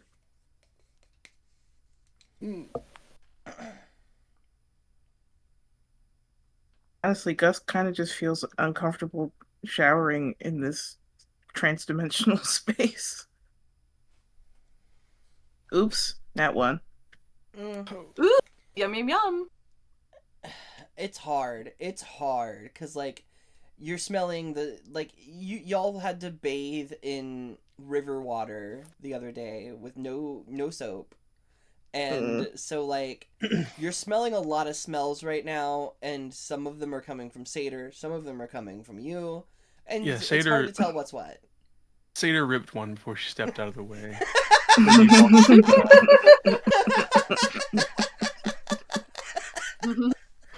Nice. Sorry. Or humor. No, it's okay. You see Gus reacting like a cat smelling a salt and vinegar chip. I love those videos so much. Oh my gosh, that's so funny. You know, I think I'll give you some space. And he'll go into a corner. Start giving himself a tongue bath. No. A tongue bath of all the swamp water. Wow. As like Gus is walking away, Seder we'll just say there's strange things about it. More so I was worried you'd find another. Good thing you didn't.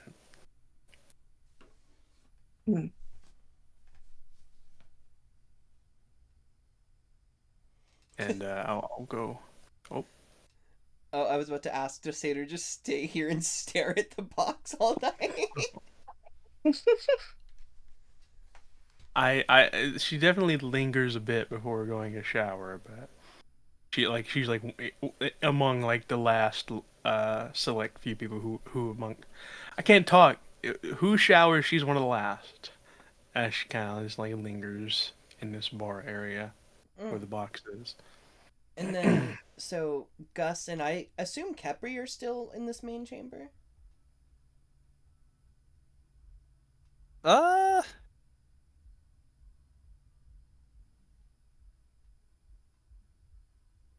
feel like he would have joined in with bathing. He feels comfortable here and like he can do things normally. Yeah, well, when Kepri gets ready to get into the bath, thousands of bugs fly out of his body and just kind of hover above the water near where he is. Okay. This is fine. Little guys. Cloud of friends. Am I perhaps able to kind of post up near Malavi's bedroom door? Perhaps give a little snoop. If you'd like to make a perception check to try to eavesdrop on something, you could. Eavesdrop.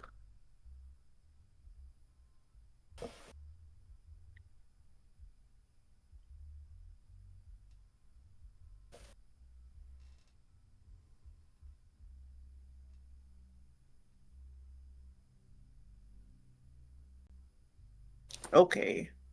That one was a 24. 24. Okay, so, you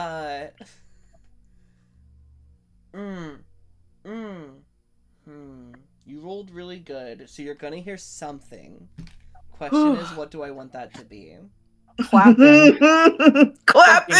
No. Why don't you roll a d20 for me, and we're gonna do evens or odds. I'm not gonna tell you what's what. Evens, or I'm not gonna tell you what's Roll what, but clapping. one of them is gonna be clapping, and then the second one will be like actual cool information. That's incredible. I got a 2. Okay. You post up near the door, and you hear Malavi speaking in a tone that you have not heard her speak in yet.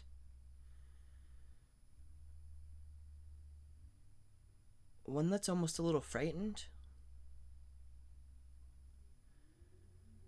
And she's not currently, but it sounds like she was previously crying.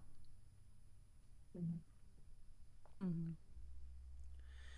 And she just kind of goes, I don't know. I don't want to send my fucking daughter to the hells where I almost got killed. But if any of her friends go, she's gonna want to go too, so I can't. I'm just worried they won't make it out. And then Alvin kind of says, it shouldn't be much to worry about, dear. I mean, if, and I mean if, they do pass on, they have plenty of friends who will do whatever it takes to avenge and or bring them back. And if that can't happen, she will be here with you.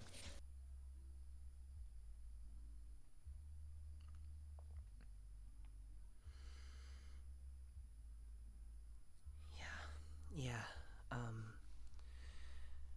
I know. This is just, this is crazy. I mean, I knew the other gods didn't really like Arena. Mostly because, you know, the other stuff. I hope that they don't know about this. Because what do I do if they've just been covering up for her this whole time? And Alvin just goes, we'll get there when we get there. For now, you need to sleep.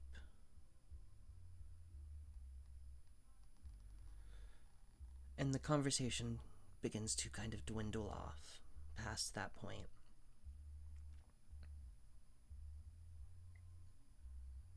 But you could continue to linger for as long as you'd like.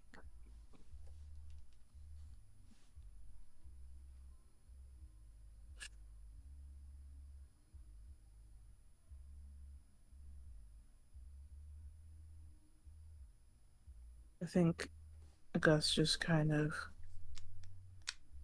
shakes his head.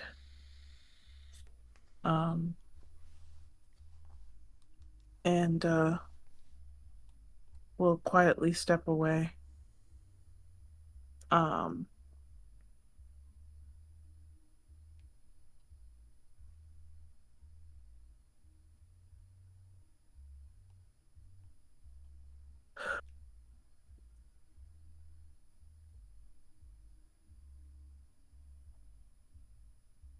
do I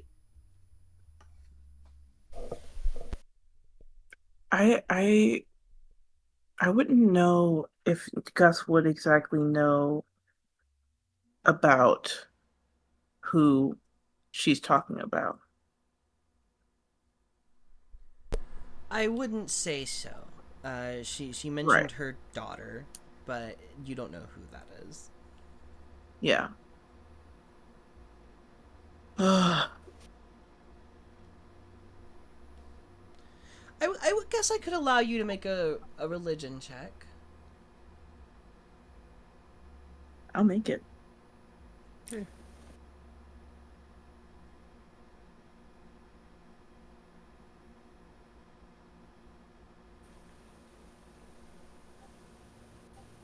$13.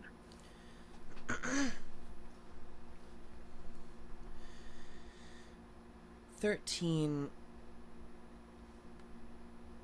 is rough. I don't think you know a name, but No. I think you do know that Malavi's daughter was a mortal who made quite a name for herself. You can't quite remember the name, but Yeah. you know that she was part of the team and a very, very big proponent in ending the life of Lord Darby Montcroy Lupton. Yeah.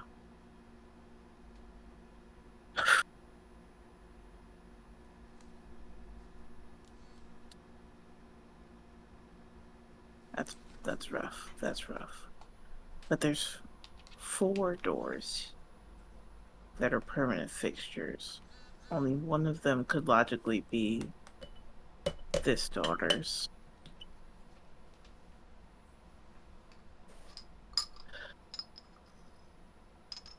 Lots to think about.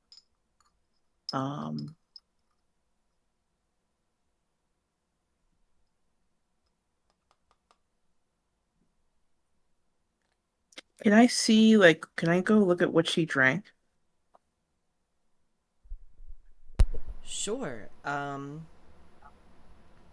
She nearly finished the bottle, but it's this unlabeled in like an old kind of green colored wine bottle. And the little bit of liquid that you see left in there seems to be almost golden.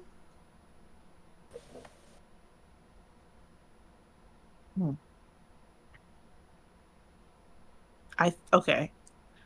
Now, I know what this is, I think.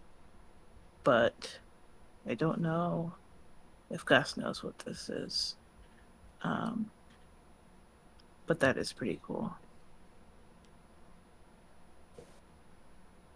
Can I have some? If you want to try to drink a little bit, sure. Make me a Constitution saving throw.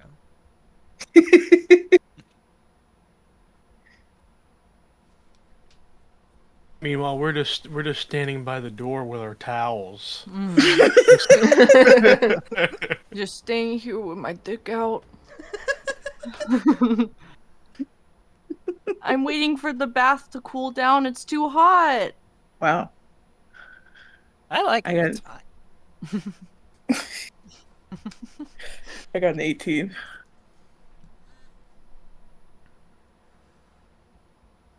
You feel fine. In fact,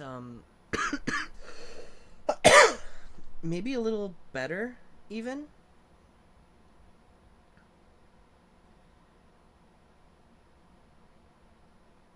All of you level Awesome. up. Yeah! Oh. Whoa! Whoa. Hey! I leveled up in the bath. We're gonna take Hell we're yeah. gonna take a short break while y'all figure out what you're doing with your level ups, and Oh my we'll come back when you're done with God. that. Wait, are Oh we my leveled up God. now?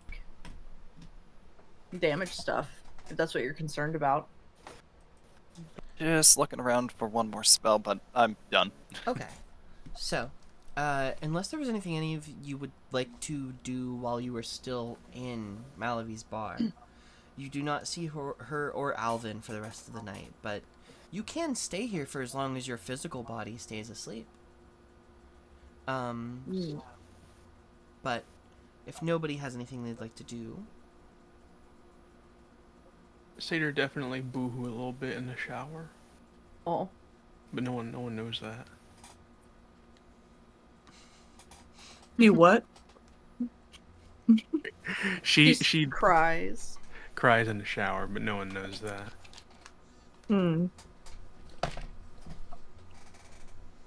well, you all awake in the morning. Your night having gone peacefully, and today is the day that you are supposed to meet with Kel.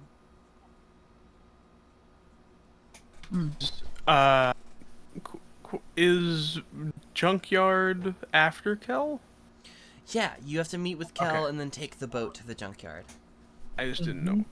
This go. Stinky head. Sure. There is no dock to meet Kel at, so your best bet is to find some sort of landmark and see it, like, that's big enough for the both of you to hopefully see. So I need perception checks from everybody. Oh, Mm-hmm. boy. All right. Or Okay. nature. Perception or nature. I'll allow that too. Ooh. Okay. Oh shit. Damn. 26 perception.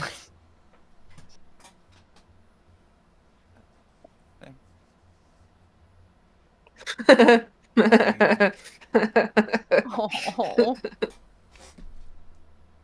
I am not aware. Mirren forgot. Hey, not bad. Awesome. Not. Jet. How do I even roll in here? Exclamation roll, and then 1d20 plus whatever your bonus is.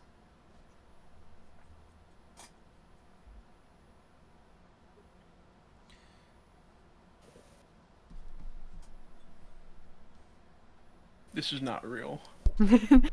Put a space between the word 1d20 and the word roll.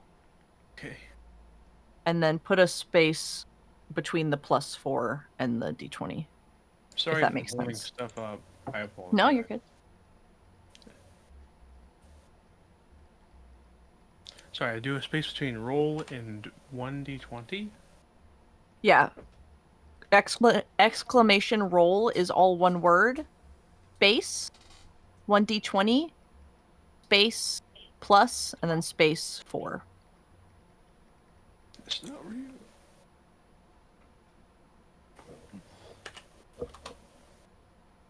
Well, Do Do it I have to- again. does it have to be a new message? I think so. Oh, I'm Just so copy sorry. paste it. It's okay. I'm so sorry, literally everyone.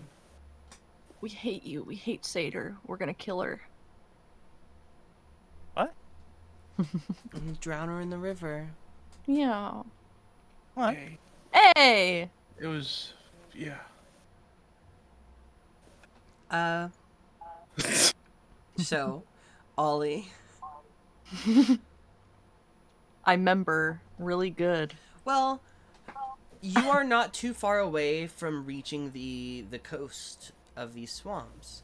And if you just can get where the coast meets the river, it should not be super hard for her to find you there. Yeah.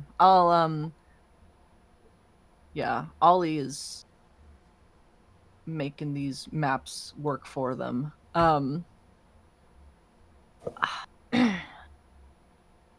relay that to the group and then say, you think I should reach out to Kel just in case? Or should we just wait? Yes. I believe you should reach out if you can. All right. And you said it's near the coast. Sorry. We're near the coast. Yeah, you're almost like where the river meets the coast. You're following the river up to the most eastern side of the swamps, and if she kind of just meets you, if she just moves around the coast, she'll find you eventually. Yeah. So I'll reach out with a message. Hey, Kel. We're following the river up the eastern coast. Where the river meets the coast. If you follow it, you'll find us.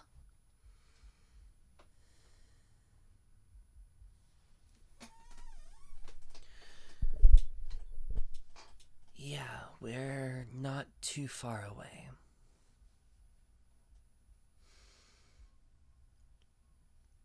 About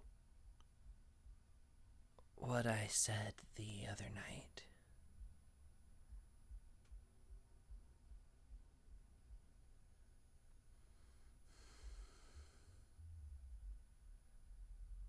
I really don't think you should trust Gus.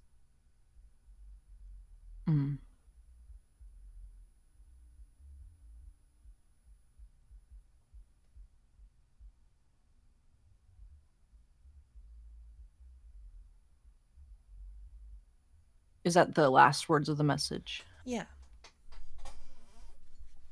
I think Ollie will kind of take that in. And we'll say, She's on the way. I think it.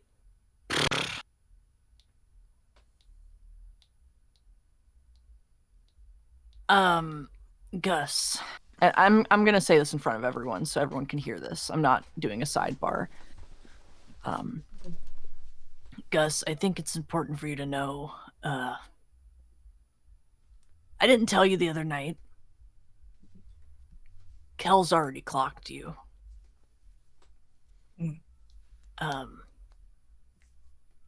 So be prepared for that. I didn't say anything to her, but she put it together.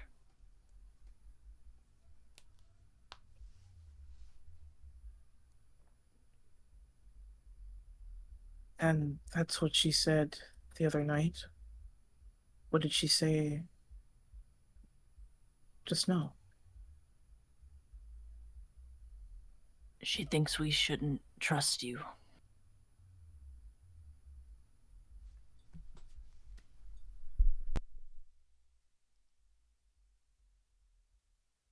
But And you just see his eyes kind of close. Um,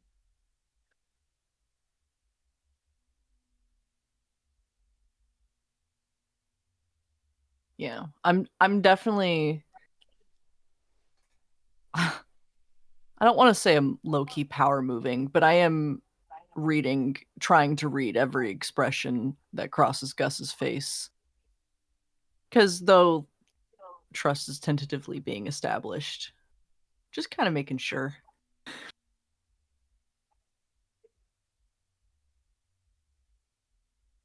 yeah. He I think you see like that this is stressing him out. Mm.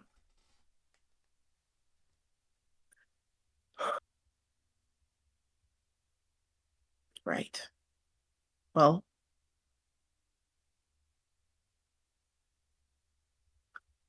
um, he reopens his eyes and kind of meets everyone's faces with his eyes briefly.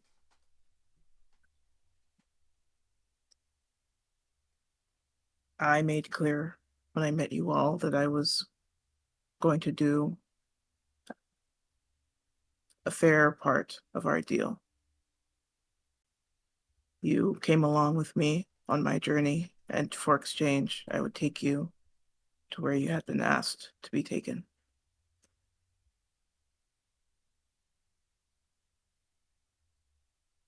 Are we going to keep that agreement?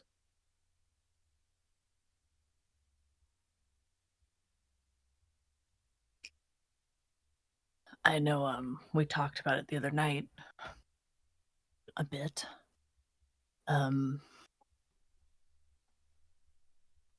Like I said, I don't really hold hatred in my heart for you. And I recognize you really, at least it seems as though you've really separated yourself from, I'm just going to keep calling them the cult. And I think as long as you continue to act as such, I'm okay to keep going on the journey.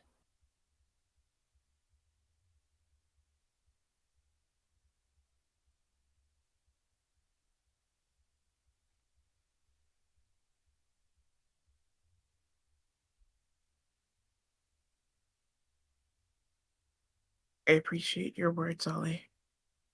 And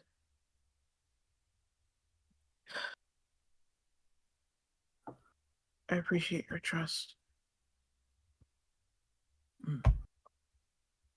I do tell only truth when I say I intend to be the most forthright with Theo as I possibly can be. I've given up everything in these past couple of days. You know that. Mm. And that boat is just about all I've got.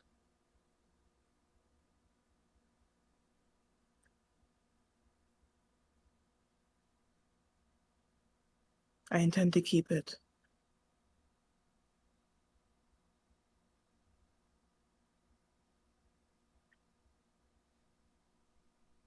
Sure.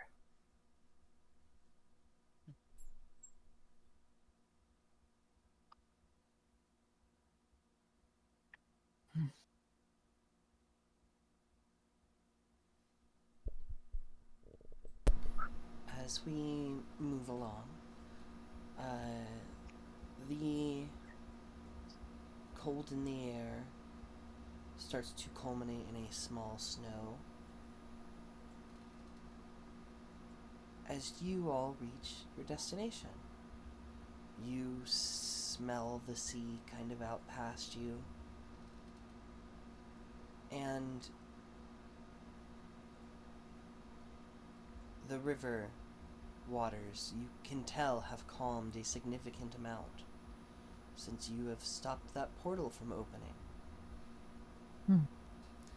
As we wait on Kel for an hour or two, is there anything any of you would like to do?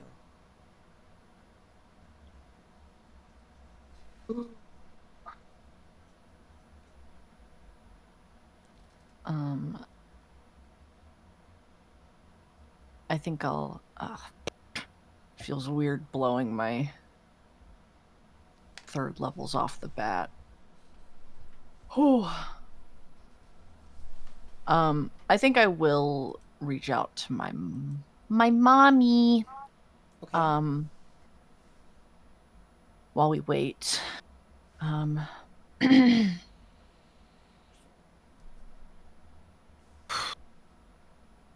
And just before I do this, the description of Misty was are they ambiguous in presentation, or do they lean more like femme or mask? Question mark? If that's a question that makes sense. Your mother described them as a man, but also your mother doesn't have the best of eyesight. Yes. Oh god, that is true. Oh yeah, sorry, I was more above table asking Ren as well, so I could describe this person. Right. But whatever Ren wants to say is what the case says. Yes. All of Tors's kids are no, I I think Misty's very mask Okay. woman. So yeah. So mask, and they've got, you said honey brown hair, piercings, pale skin was that wrong? I know you said half elf. Late 20s or early 30s. No, brown skin. Brown skin, gotcha. Okay. I forgot, sorry. Yeah, okay. Hi, Mama.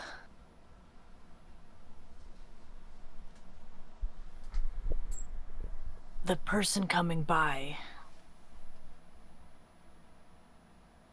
are they brown-skinned, honey blonde hair, half-elven, masculine?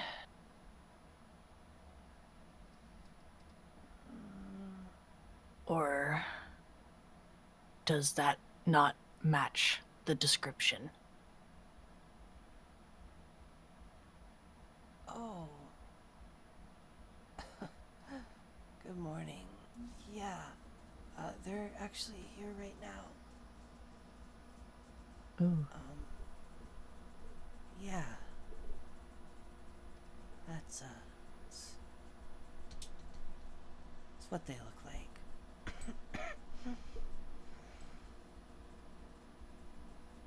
Hmm.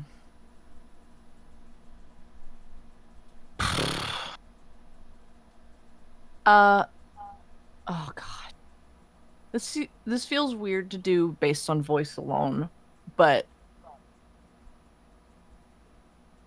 can oh, can I insight? Not that I think that she would be deceptive, more so like uh, is she like, I don't know how to say this in a respectful way. But is she like particularly out of it and not sure, or is she like more confident, I suppose, is think what I'm trying to ask. But I Make an know insight it's check. yeah, it's based solely on voice. So I don't know if that insight.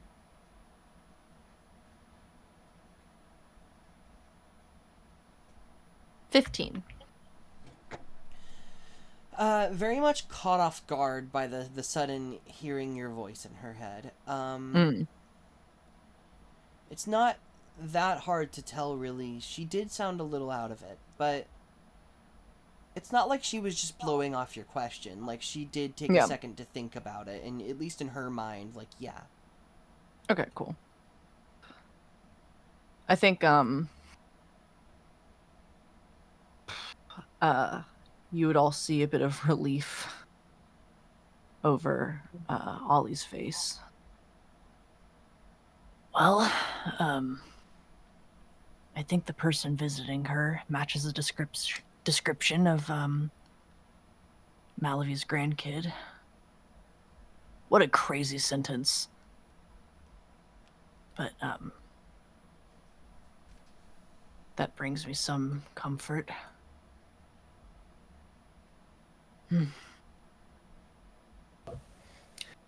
Think they'd be in good hands with a Yeah. watcher like that. Yeah.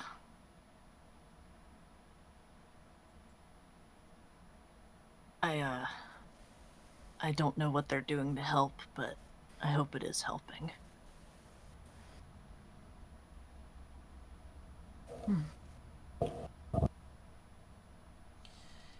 And if there's nothing from anybody else... Seder wishes she could holler at her folks. I'm gonna really quick grab alternate water Sure. from my water jug. BRB. Morin, I think first slides up to Kepri and does something that I think they haven't that they did when they first met but haven't done in a minute, and Morin just kind of uh helps feed the bugs.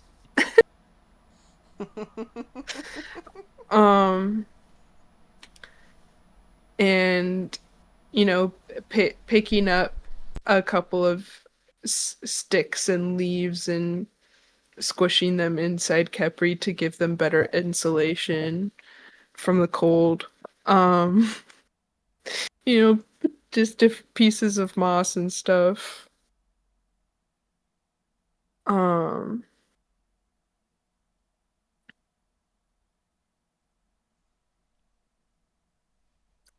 yeah. He seems to appreciate the gesture, but while you're doing that, Capri's sort of like shifting every so often, and evenally he goes, Um, so I know there's been a lot of things that happen, some of which went over my head. I'm going to be honest. Hmm. But just wanted to ask because, I,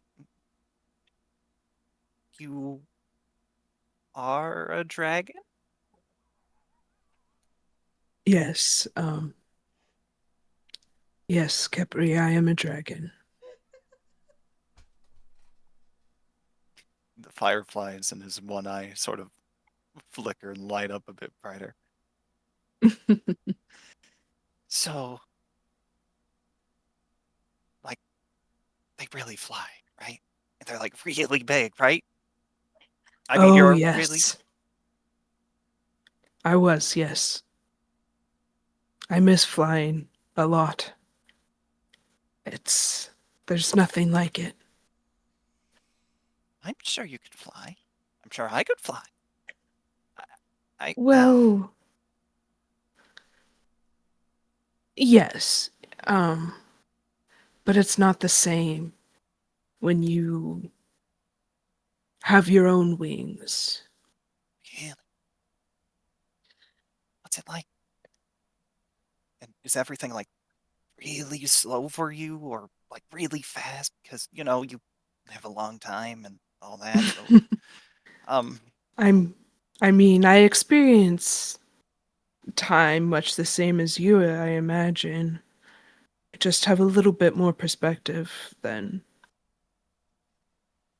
mm, most of our friends, I think.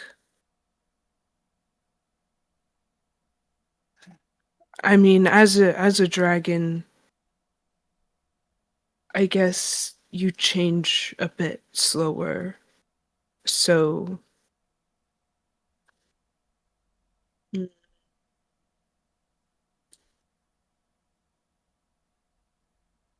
both naturally and also on purpose. oh, I Dragons are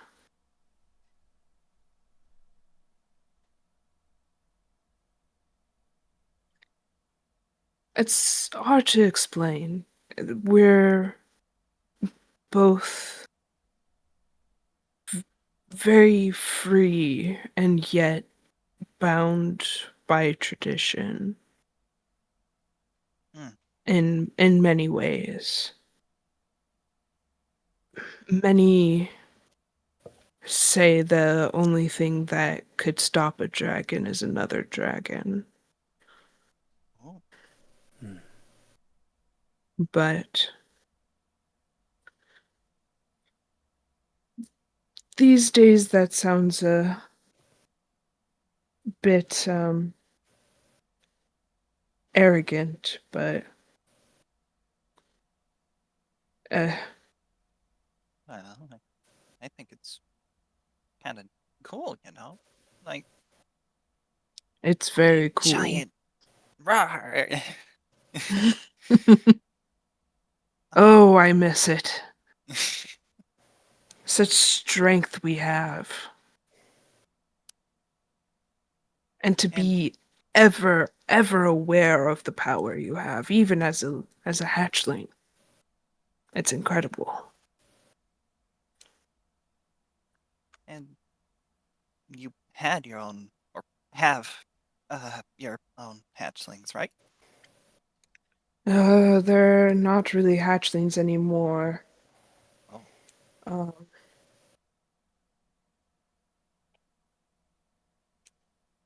they're older than they're older now than I was when I was transformed. oh, I don't even know if I'd recognize them. Of course I would. What am I saying? A parent would always recognize their own children. yeah. Well, I guess they're too old, but I don't know. My just thought like They're the still my dragon. children. Mm. You would want to play with a dragon? Is that what you said? Mm. Cool. Okay. No, They're big I. and strong and fly around everywhere and don't have to worry.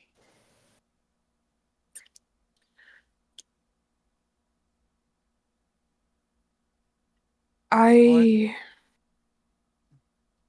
Yes, Capri. Um, if I see my parents again,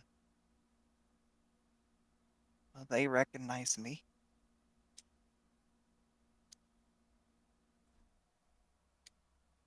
I don't see why not. Like I said, a parent always recognizes their children in some way. Right. Right. Right. Sorry,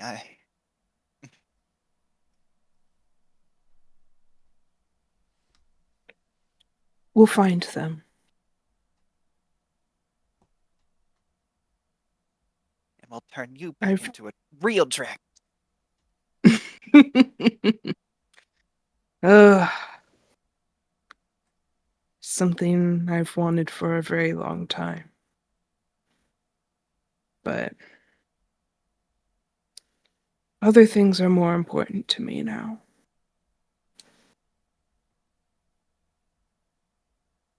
Well, I can still help you look from time to time.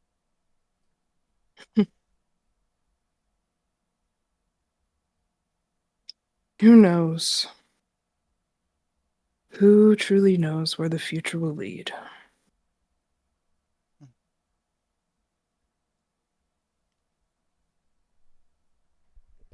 And with that, eventually in the distance, you see, Gus, your ship returning to you once more. A loud sound of cranks kind of whirring as an anchor is lowered near as far out as they can go. You'll have to kind of swim to get to the boat. But you see Kel kind of up, manning the wheel on the top deck. Her brother is the only person helping her do anything. Damn. And she gives you all a little smile as you come back.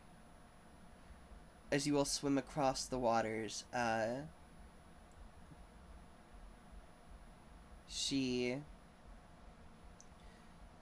and her brother move down to start to help you up into the boat with them.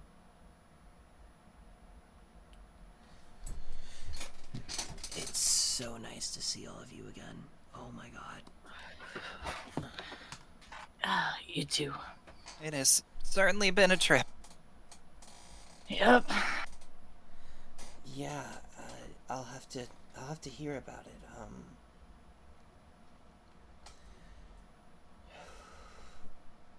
I hope we've decided where we're going next. Yes. We're gonna be heading to. I can't The zoom junkyard? in. The junkyard. I can't zoom in to see what the name before it is. Sure. Jollies. Oh fuck. Just a quick pit stop.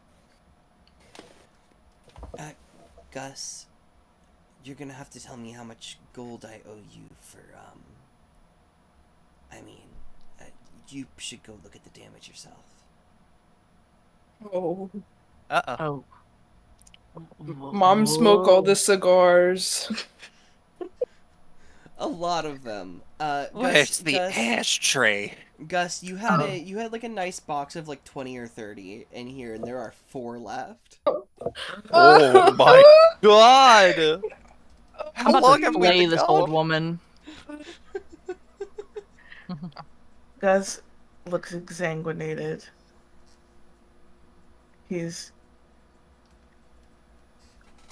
But this is the actual, like, there's not physical damage to the ship. Yeah, no, this is it. This is it.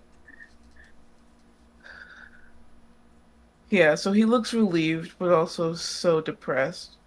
4 cigars. Damn. We shall discuss. Do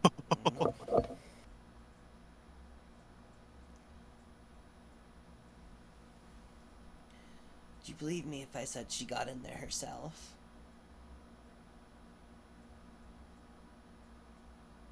Can I make an insight check? Yeah, you can.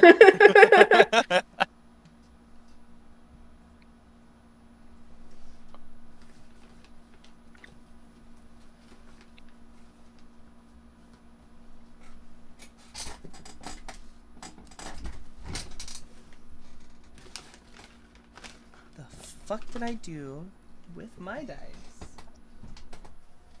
I've just been squinting so hard at Kel.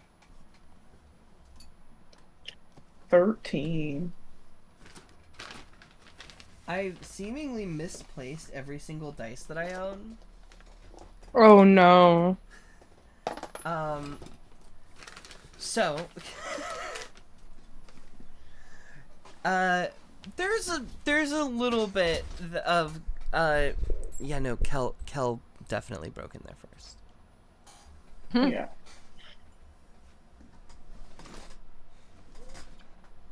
I just don't say anything. I just keep squinting at her with my arms crossed.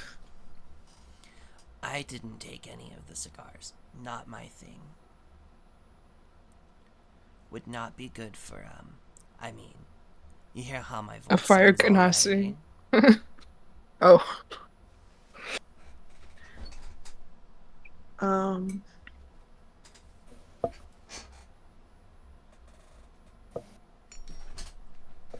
I think I just step away from her for a moment in the group to walk into my captain's quarters. Just As give soon as my room a look around. as soon as you step away from the group, she kind of turns towards everybody. What are we gonna do about, I assume Ollie's told you.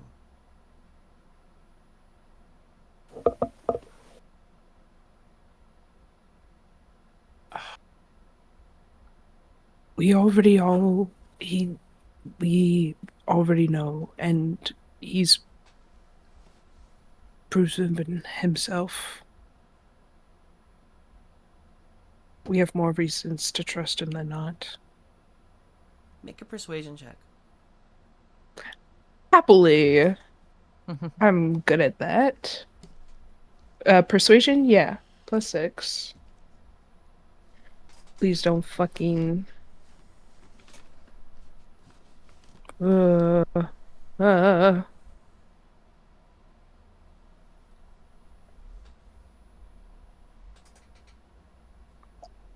fucking God! Fuck! What'd you do? Oh. What'd you do? Oh, not one. Not one is what they did. This is why. You never Man. say anything. You never say anything. She goes, I'm not. You're being serious.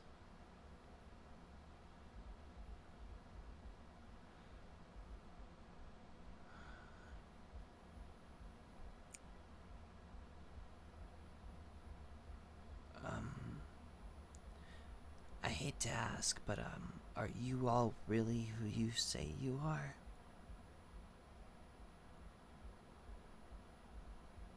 Was it sidebar with Murin? Or Oh is no, in this was front of to everyone? everybody. And Oh, she shit. casts a Zone of Truth. I need wisdom saving throws from all of you. Okay. Son You know what? of a Fair. bitch. I mean, I Uh-oh. think I'm actually going to elect. I'm going to choose to fail. I'm going to choose to fail. Oh, we can do that? Yeah, Yes, you you can. can choose to fail if you would rather just do that. I Okay. mean, Seder lets in an audible scoff and will also choose to fail. Well, I didn't elect to fail, but I rolled to fail. I rolled a 9.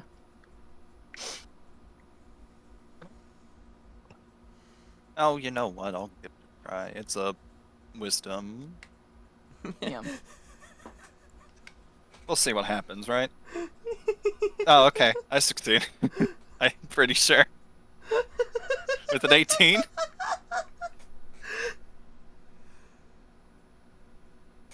She eyes Capri for a second. But then... Are you all who you say you are? Yes.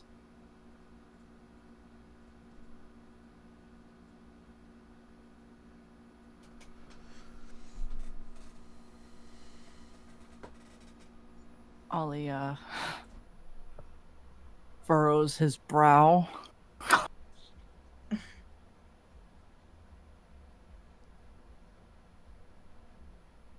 Ash. So, with Zone of Truth, You can just cannot choose tell a lie. not to answer. You can choose to not answer. Can you also, like, snarkily... Could I, if I asked a clarifying question, would that go against Zone of Truth? I don't think so. You mean to ask if any of us have been replaced, similar to Viz, to Gus? No. I'm sick of being lied to. So in general, am I being told the truth about who all of you are?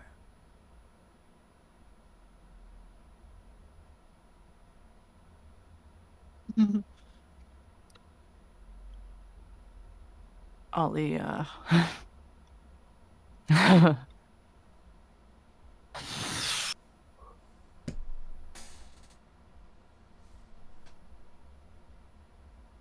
Fuck.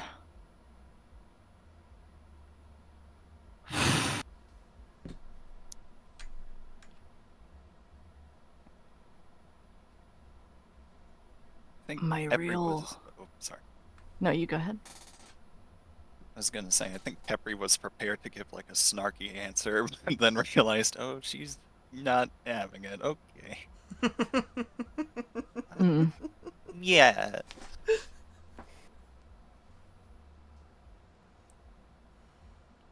You know what? Ollie will just say, I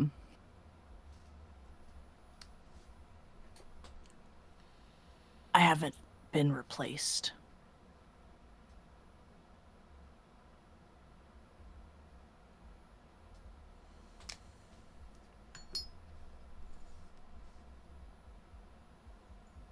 She moves her eyes to Seder.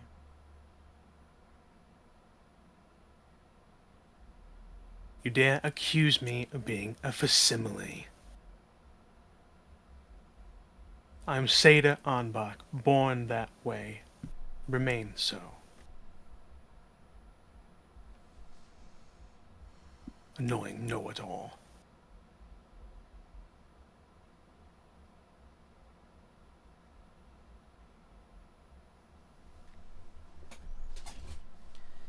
If that's what you wish to think I am moving forward, so be it. But I don't wish to put my family at any more risk than they already are.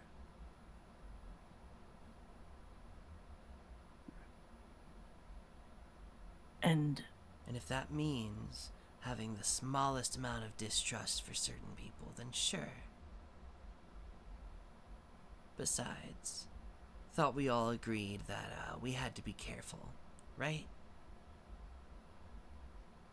we do. So, And- does that only count for all of you? Am I not allowed to be careful with not being seen as wicked?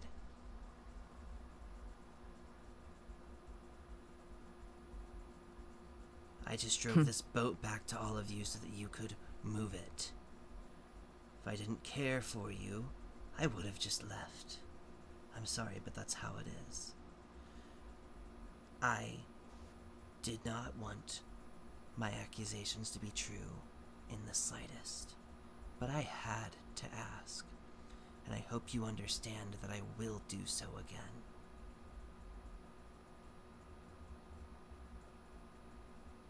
Oof. I can't blame you. Yeah. I think this is one of those angel and devil on the shoulder where Ollie's like, I could say some shit right now. But they're just gonna stare.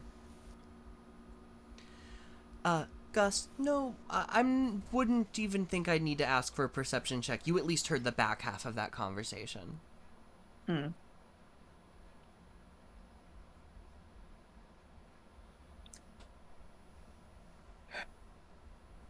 I'll say this. We have not thus far and do not intend to forward as we move on to put you and your family in danger.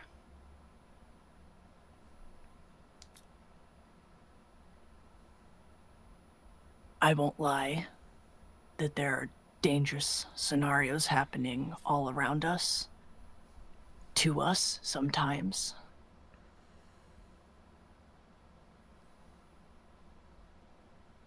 But we don't actually wish to court it.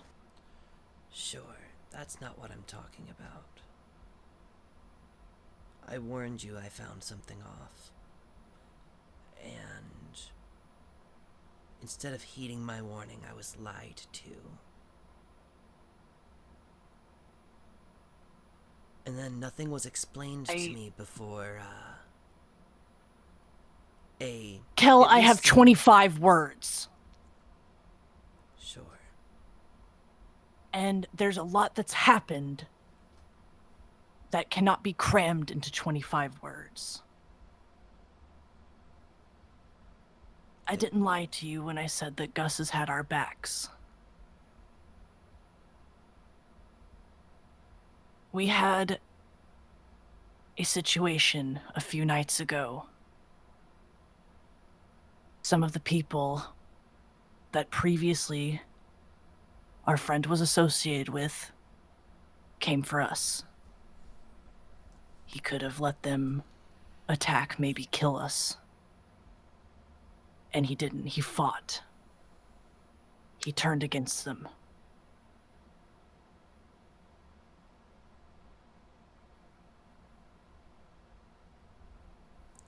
You see Kel in her mind, one, connect the way that sending works, and the fact that you have had multiple days to at least tell her some of this before arriving back. And she just turns away from you and stops having this conversation with you. She's not interested in hearing any more.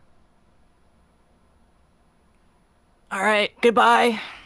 In her mind, you could have told her any of this in the past few days. Sure. I had other people to worry about. And also other reasons to use my spell slots. She doesn't know that. Sure. But, you know. Yeah, I think Ollie just... I don't know. You want to just leave him?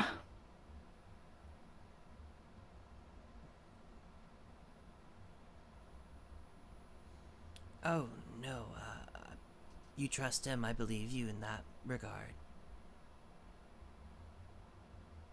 No, I wasn't talking to Kel in that moment. Oh, okay. I said goodbye to Kel.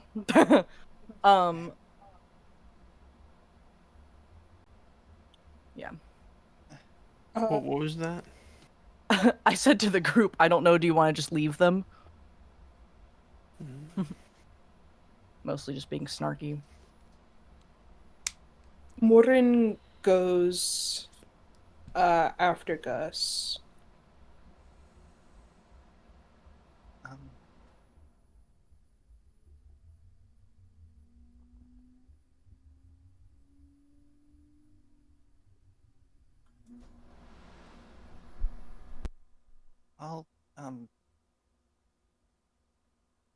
Just make sure the ship's ready, I guess. Yeah. We should get moving, right? I think so. Maybe they'll find a nice home in the junkyard.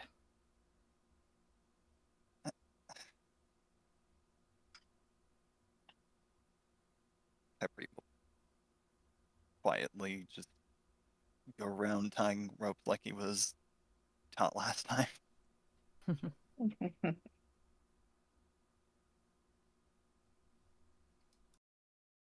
I think Gus just went to his captain quarters to see what had been touched. What all has been perhaps slightly singed by Kel's hands. I don't think you could roll an investigation check. It'd be fairly hard to find evidence of anyone having been in here other than the missing cigars. Yeah.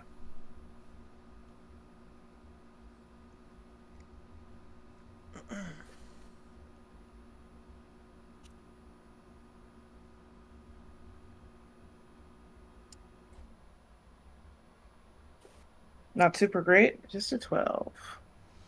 Yeah, no, I don't think you really find any of the stuff that at least, like, Kel could have found that gave it away. Yeah. You don't know what she was looking at. You do see, like, your bed has been, like, a little messed with. And the desk, like, around where you keep your cigars, there's a bunch of, like, loose tobacco leaf that's fallen out, or, like, ends that were cut off of the cigars. Yeah.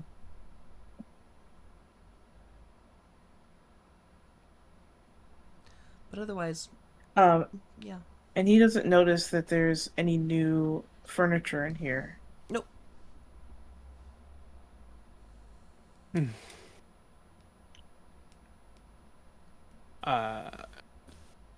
I imagine, much like Capri, Satyr kind of just busies herself, but she's still like hot. She's working in a huff. Ooh, yeah, Ollie's head hot. Yeah, annoyed. That, I mean, she didn't. She was markedly silent during that exchange after being accused herself. But yeah.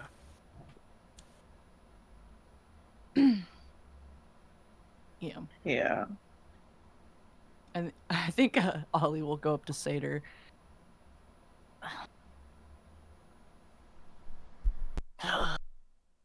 I'm trying to be so normal right now. I know she's helped us. But she's talking bold. Ugh. I don't like having those magics cast on me. I'm sure it's not the best fit to be insulting those who are getting our rides for us, but Nor is it good to be in the face of the people who are keeping her family alive. Not that I'd wish them dead. no, But, you know. to insult me like that. She wouldn't even let me explain. She left. She just walked off.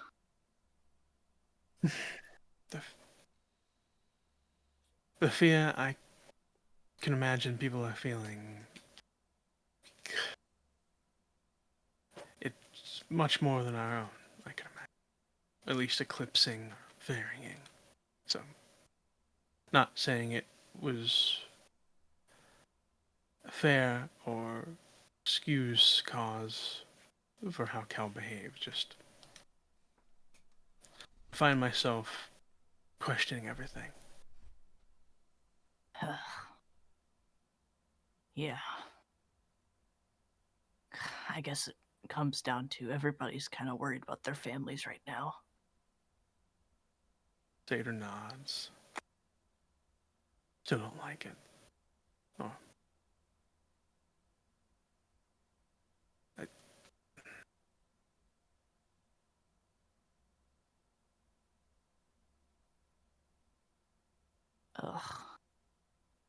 just ready to get out of this place. Be done with the tag-alongs.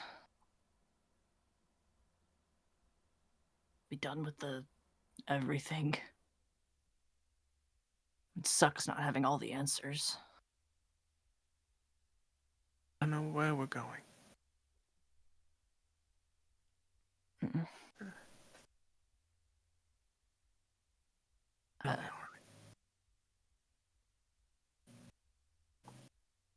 Uh, we You holding up okay? aren't. Trying to think of home in as much and in as little ways as possible. The little sense that makes. Just, I don't remember furniture. And I don't know. I wish we could be there sooner. Just the dread I've been feeling. I don't know if they have a dresser. Ollie, pat Sater on the back. I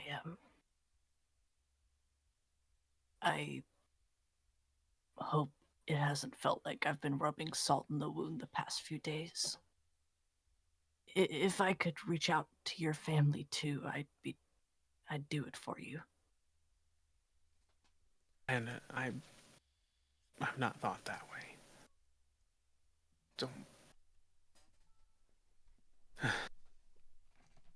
Don't let my endless worries give you any. Just can't help it. Mm-hmm.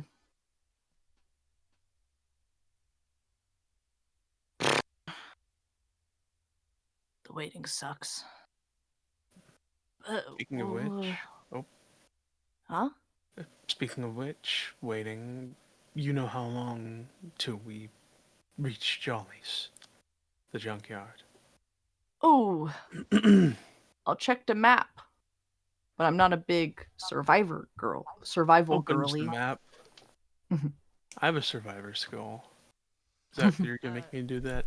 I got You- +4 So actually. with everybody on the boat, it's easy enough to find somebody who can tell you. This is a 2-day travel.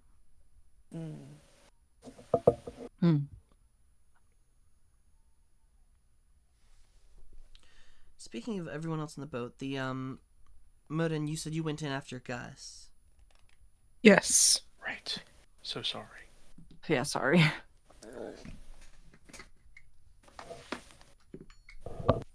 I think Morin kind of stands just in the doorway of Gus's study Quarters, yeah. quarters, Study. wanting to like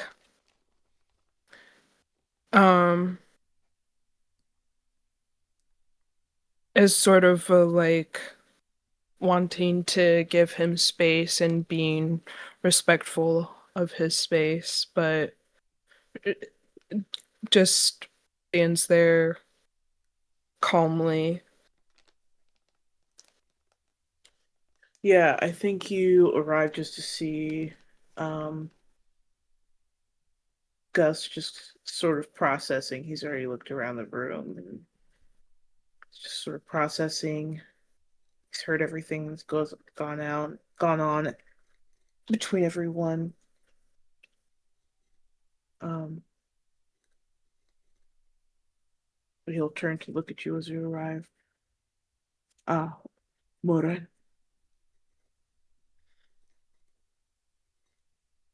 Captain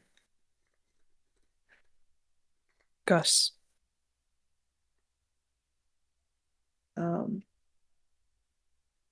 And I think Gus gives him just a very brief smirk,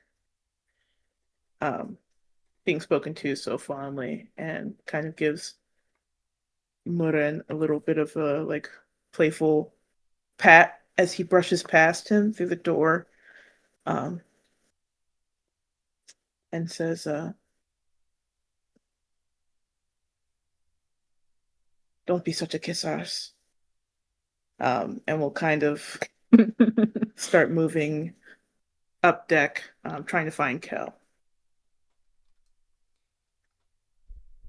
Kel would have actually gone down, away from everybody else. I Yeah. think she means to be alone for a moment. I'll let her alone, but not yet. I'll just go ahead and find her wherever she is below decks.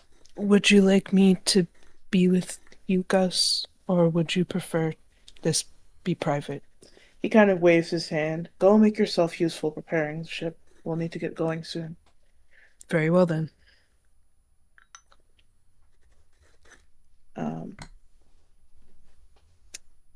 Kind of head down to see Kel. She, you brush down the stairs past, her brother and mom are down there, and it looks like her mom is in the middle of like a nap, or just waking up from one at the very least. A little bit past that are the hammocks that the rest of the crew kind of sleep on, and in one of these little like, there's little walls kind of separating them, but in one of them you see Kel just sitting in her bedding and not doing much of anything. She's kind of just staring down at the floor. But here's your approach, and then eyes kind of flick up. Hello, Captain. Kel, I trust that the rations here have been able to feed you and your family while we've been away. They've been fine. Did try to learn how to fish. That didn't go very well, so. Couldn't have. It's a bad fishing area. But that's not why I came here to speak with you.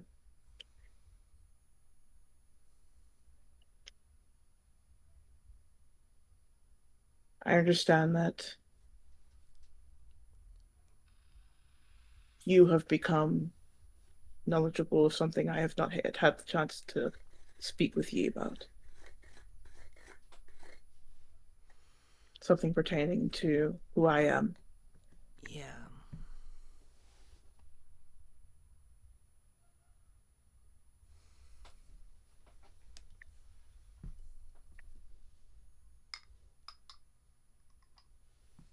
As I've explained to those who you brought into my company,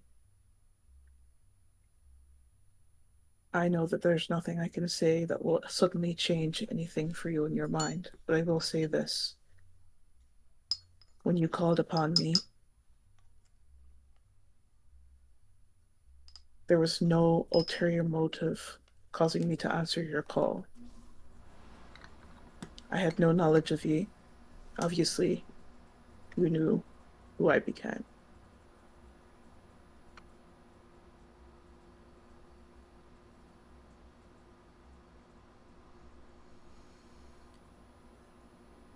But I intend not to put you and your family in any sort of danger unnecessarily. If I did, I wouldn't have left you here on my ship.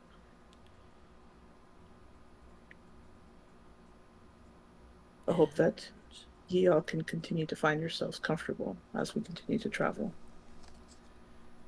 At this very moment, Gus, I can't say that I don't trust you. You came back with all of them. They are them. And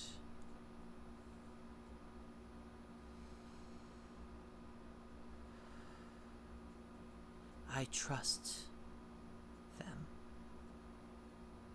And so I trust you to what degree I can. What I don't understand is how making sure makes me the villain.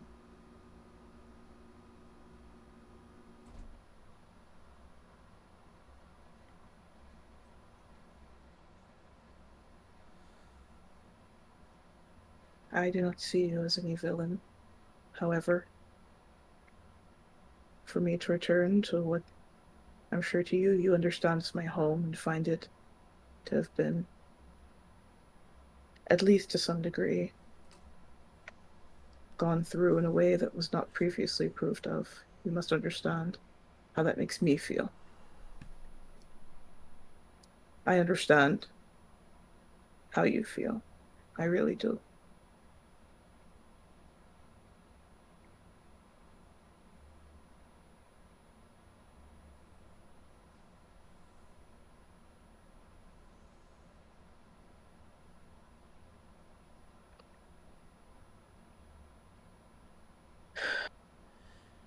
Well,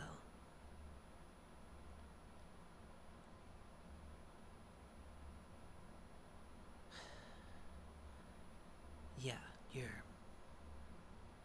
right. But I'm also not wrong.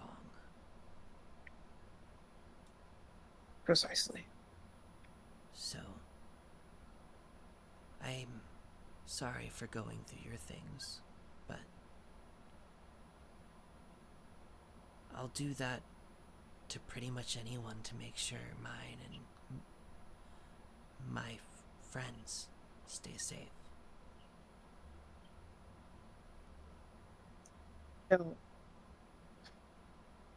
Gus kind of shakes his head and smiles in this moment, feeling like he's truly leveled with her. In a dream I had recently, I went through the home of a goddess I had never met before. I could never be truly against that sort of thing. We all do what we have to do. The rest of them don't seem to understand that. I guess I have overstepped a couple of lines.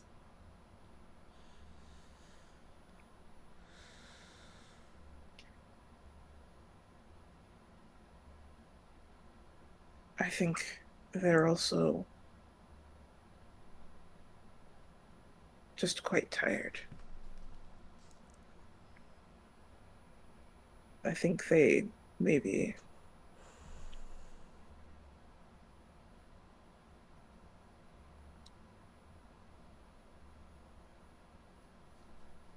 have been feeling very defensive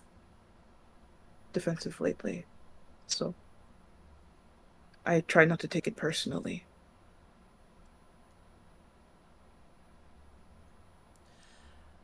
Wasn't really taking the words personally. This might sound a little strange coming from me. I will not entertain people raising their voices at me. For any reason. Because I can't yell back.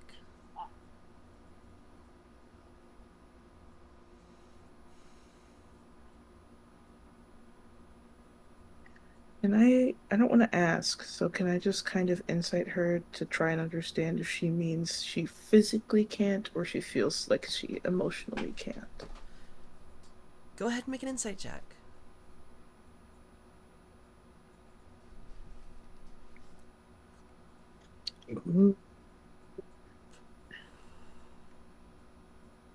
Check my score.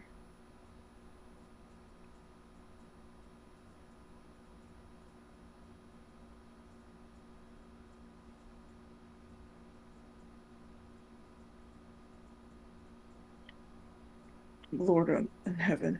I got an 11. That rhymed. Okay, so I can tell you a couple of things on an 11. It sounds like she physically could not raise her voice, like beyond what she's speaking at now. Beyond that, even talking about it, she's kind of tearing up a little bit. Yeah.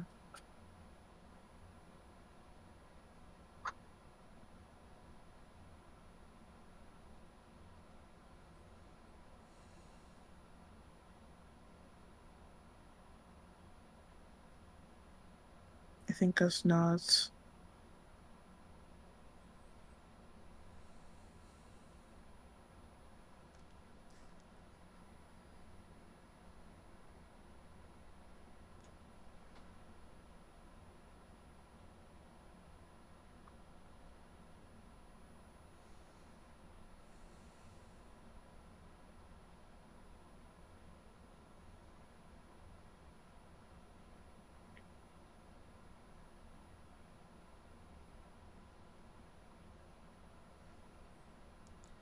I understand.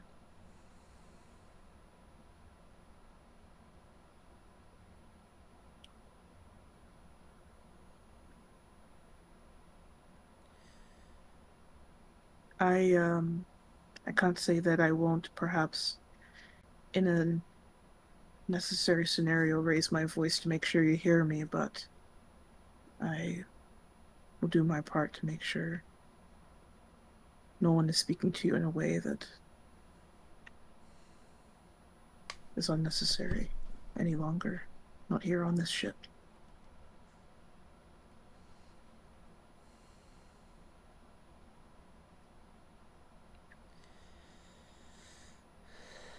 Sure.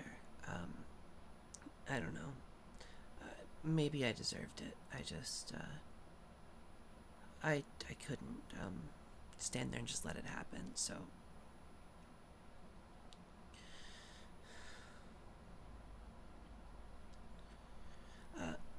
I can be up to help, in just a few minutes.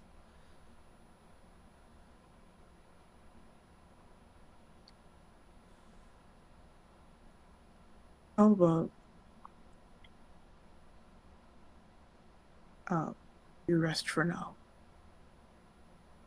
Not because I mean to keep anything from you, just you've been driving the ship all morning for the past couple of days actually to come here and get us, so take your rest.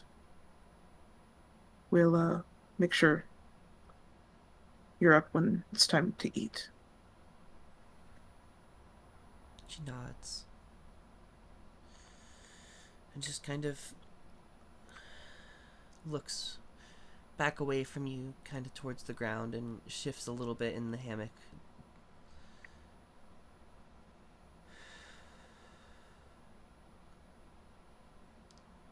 We'll lay down sometime after you depart. On my way out, can I kind of like eye up the brother and mother, Yeah. get a vibe check on them? I cannot for the life of me remember their fucking names. Oh golly gosh. Mama and Papa. It looks like right now Kel's mother is just being fed. She's having some food in her she isn't sleeping in a hammock, she can't, so they've kind of set her up this thing with like a couple of boxes and some couple of blankets to make it a little more comfortable. But she is kind of sat up, leaned up against the wall, eating, and Kel's brother is just mostly watching and waiting for her to finish to take the dish to be cleaned. It seems as though, like, his job was kind of taken over by Seder and Ollie. And so he was just like, I'll go check on Mom. Yeah. Okay. Good. I'll leave them that way. That seems good for me. All right.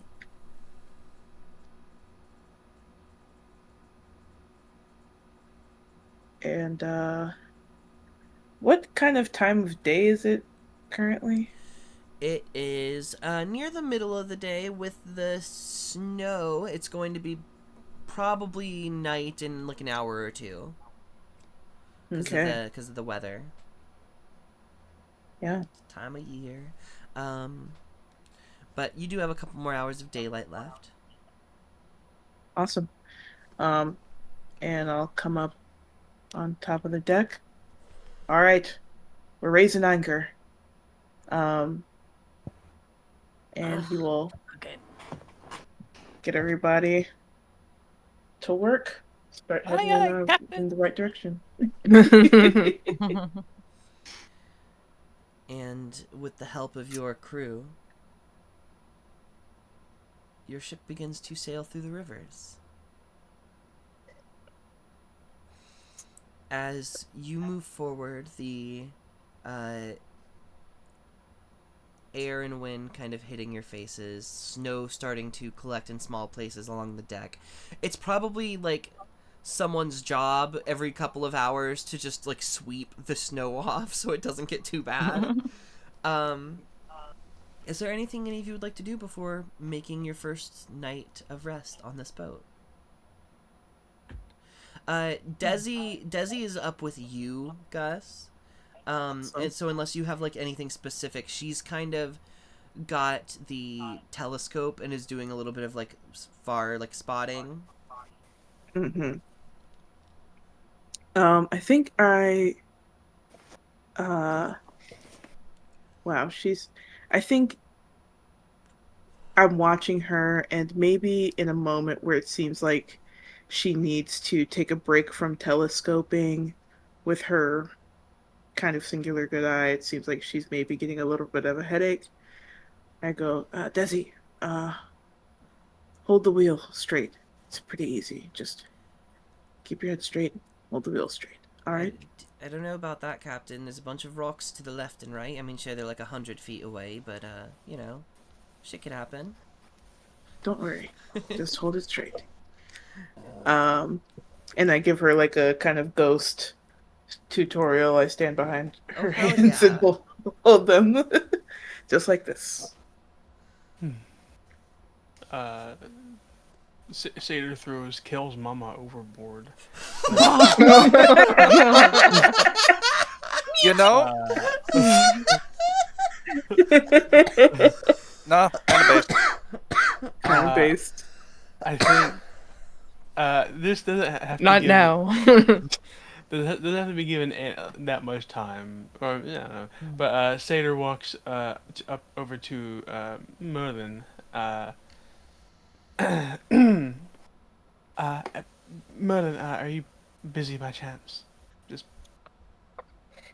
I mean, assuming we've done all the ship stuff that needs to be done. You know, like in a moment where there is nothing required, the ship can just kind of go with only like a singular person just watching to make sure you don't crash into anything.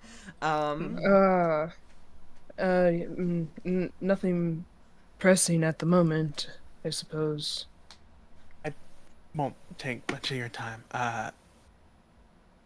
As my mind clears and I make sense of what's happened past several days, I never did. I don't believe I said I'm sorry that my sister tried to kidnap and kill you. Oh, I mean, what do you have to apologize for? No, I just, especially if it's one of these replacements. I don't know. I just communicated beforehand, and she told me she'd avoid me. Part of me has always felt some level of, not blame, just lots of emotions around it. I'm sorry it happened. Sir, I mean, thank you. I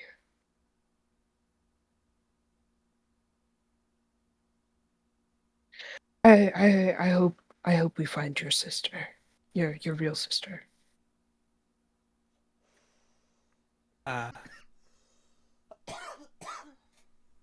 In that awful place of doors.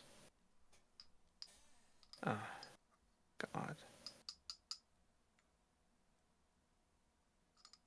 Why would she be in that place?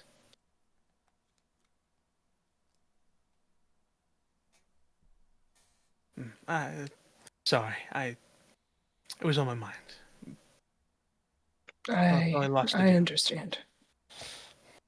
Yes.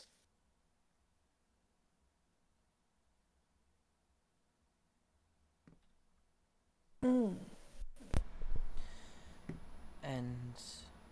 as you move forward, the night air becoming almost uncomfortably cold for those of you without fur. So everyone, except for Gus, it becomes apparent that it's about time to sleep.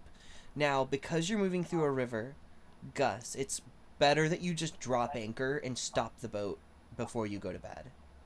That way, like, one, you can get some sleep, and two, there's no chance of, like, you having to wake everybody up in the night for an emergency and things not happening fast enough and then, boat gone. It's probably safest to drop the anchor and just find, like, a spot where it doesn't seem like the tide or the river waters can carry you too far into anything dangerous.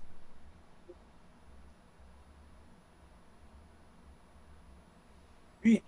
Can I make a check, like a perception check, to see if there's anywhere I can see that'll give us a good amount of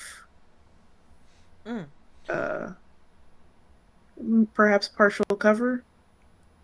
If you're looking specifically for something that would hide you from prying eyes, go ahead and make a perception check. And you're on a boat. You get to add your proficiency bonus if you don't already. Work, I do, but that's okay. Favored terrain boat.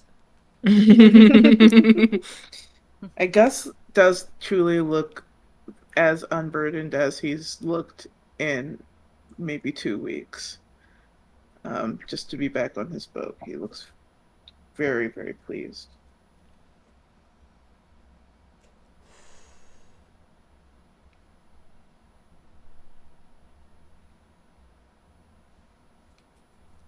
Lordy Lou, my rolls.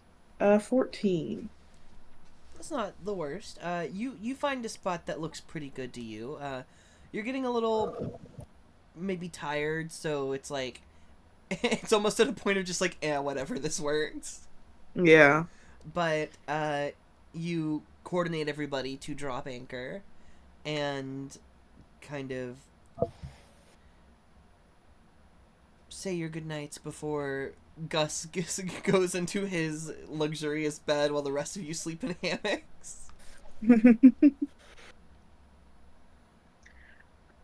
Quick question, and I get sad just thinking this. But would Kel's mother be capable of sleeping in my bed? With help, she could get into your bed. She could get transferred into my bed? Yeah. Gus gets really sad. Thinking about her sleeping on boxes tonight, and has her come sleep in his bed instead. He can sleep in a hammock. She's asleep, and at this point, Kel's brother just kind of goes, yeah, let's, I'll just carry her. She's like 90 pounds.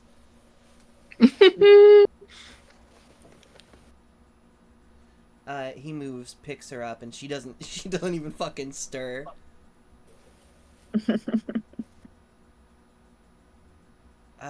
90 pounds. How many percentages of that 90 pounds is my cigars? Oh my god. Are you checking to see if she has any of them on her? Her You know- pockets are overflowing. Right. I will not pat down this old woman, but I will still sleep in my quarters to make sure she doesn't somehow wake up and use her mage hand to steal more of my cigars. You could do that, or like if you wanted to move your cigars to somewhere else, you could also do that. Yeah, I but- take them to the hammock with me and sleep in the general quarters. Sleep cuddling a case of 4 cigars. And every single one of you goes to sleep this night and has neutral dreams, no dreams, sweet dreams, nothing terrible. You have to kind of gather some extra blankets, cuddle up very tight for the warmth, but as you drift off into sleep, that's where we're ending tonight's session. Wow. Tomorrow morning, I'm gonna say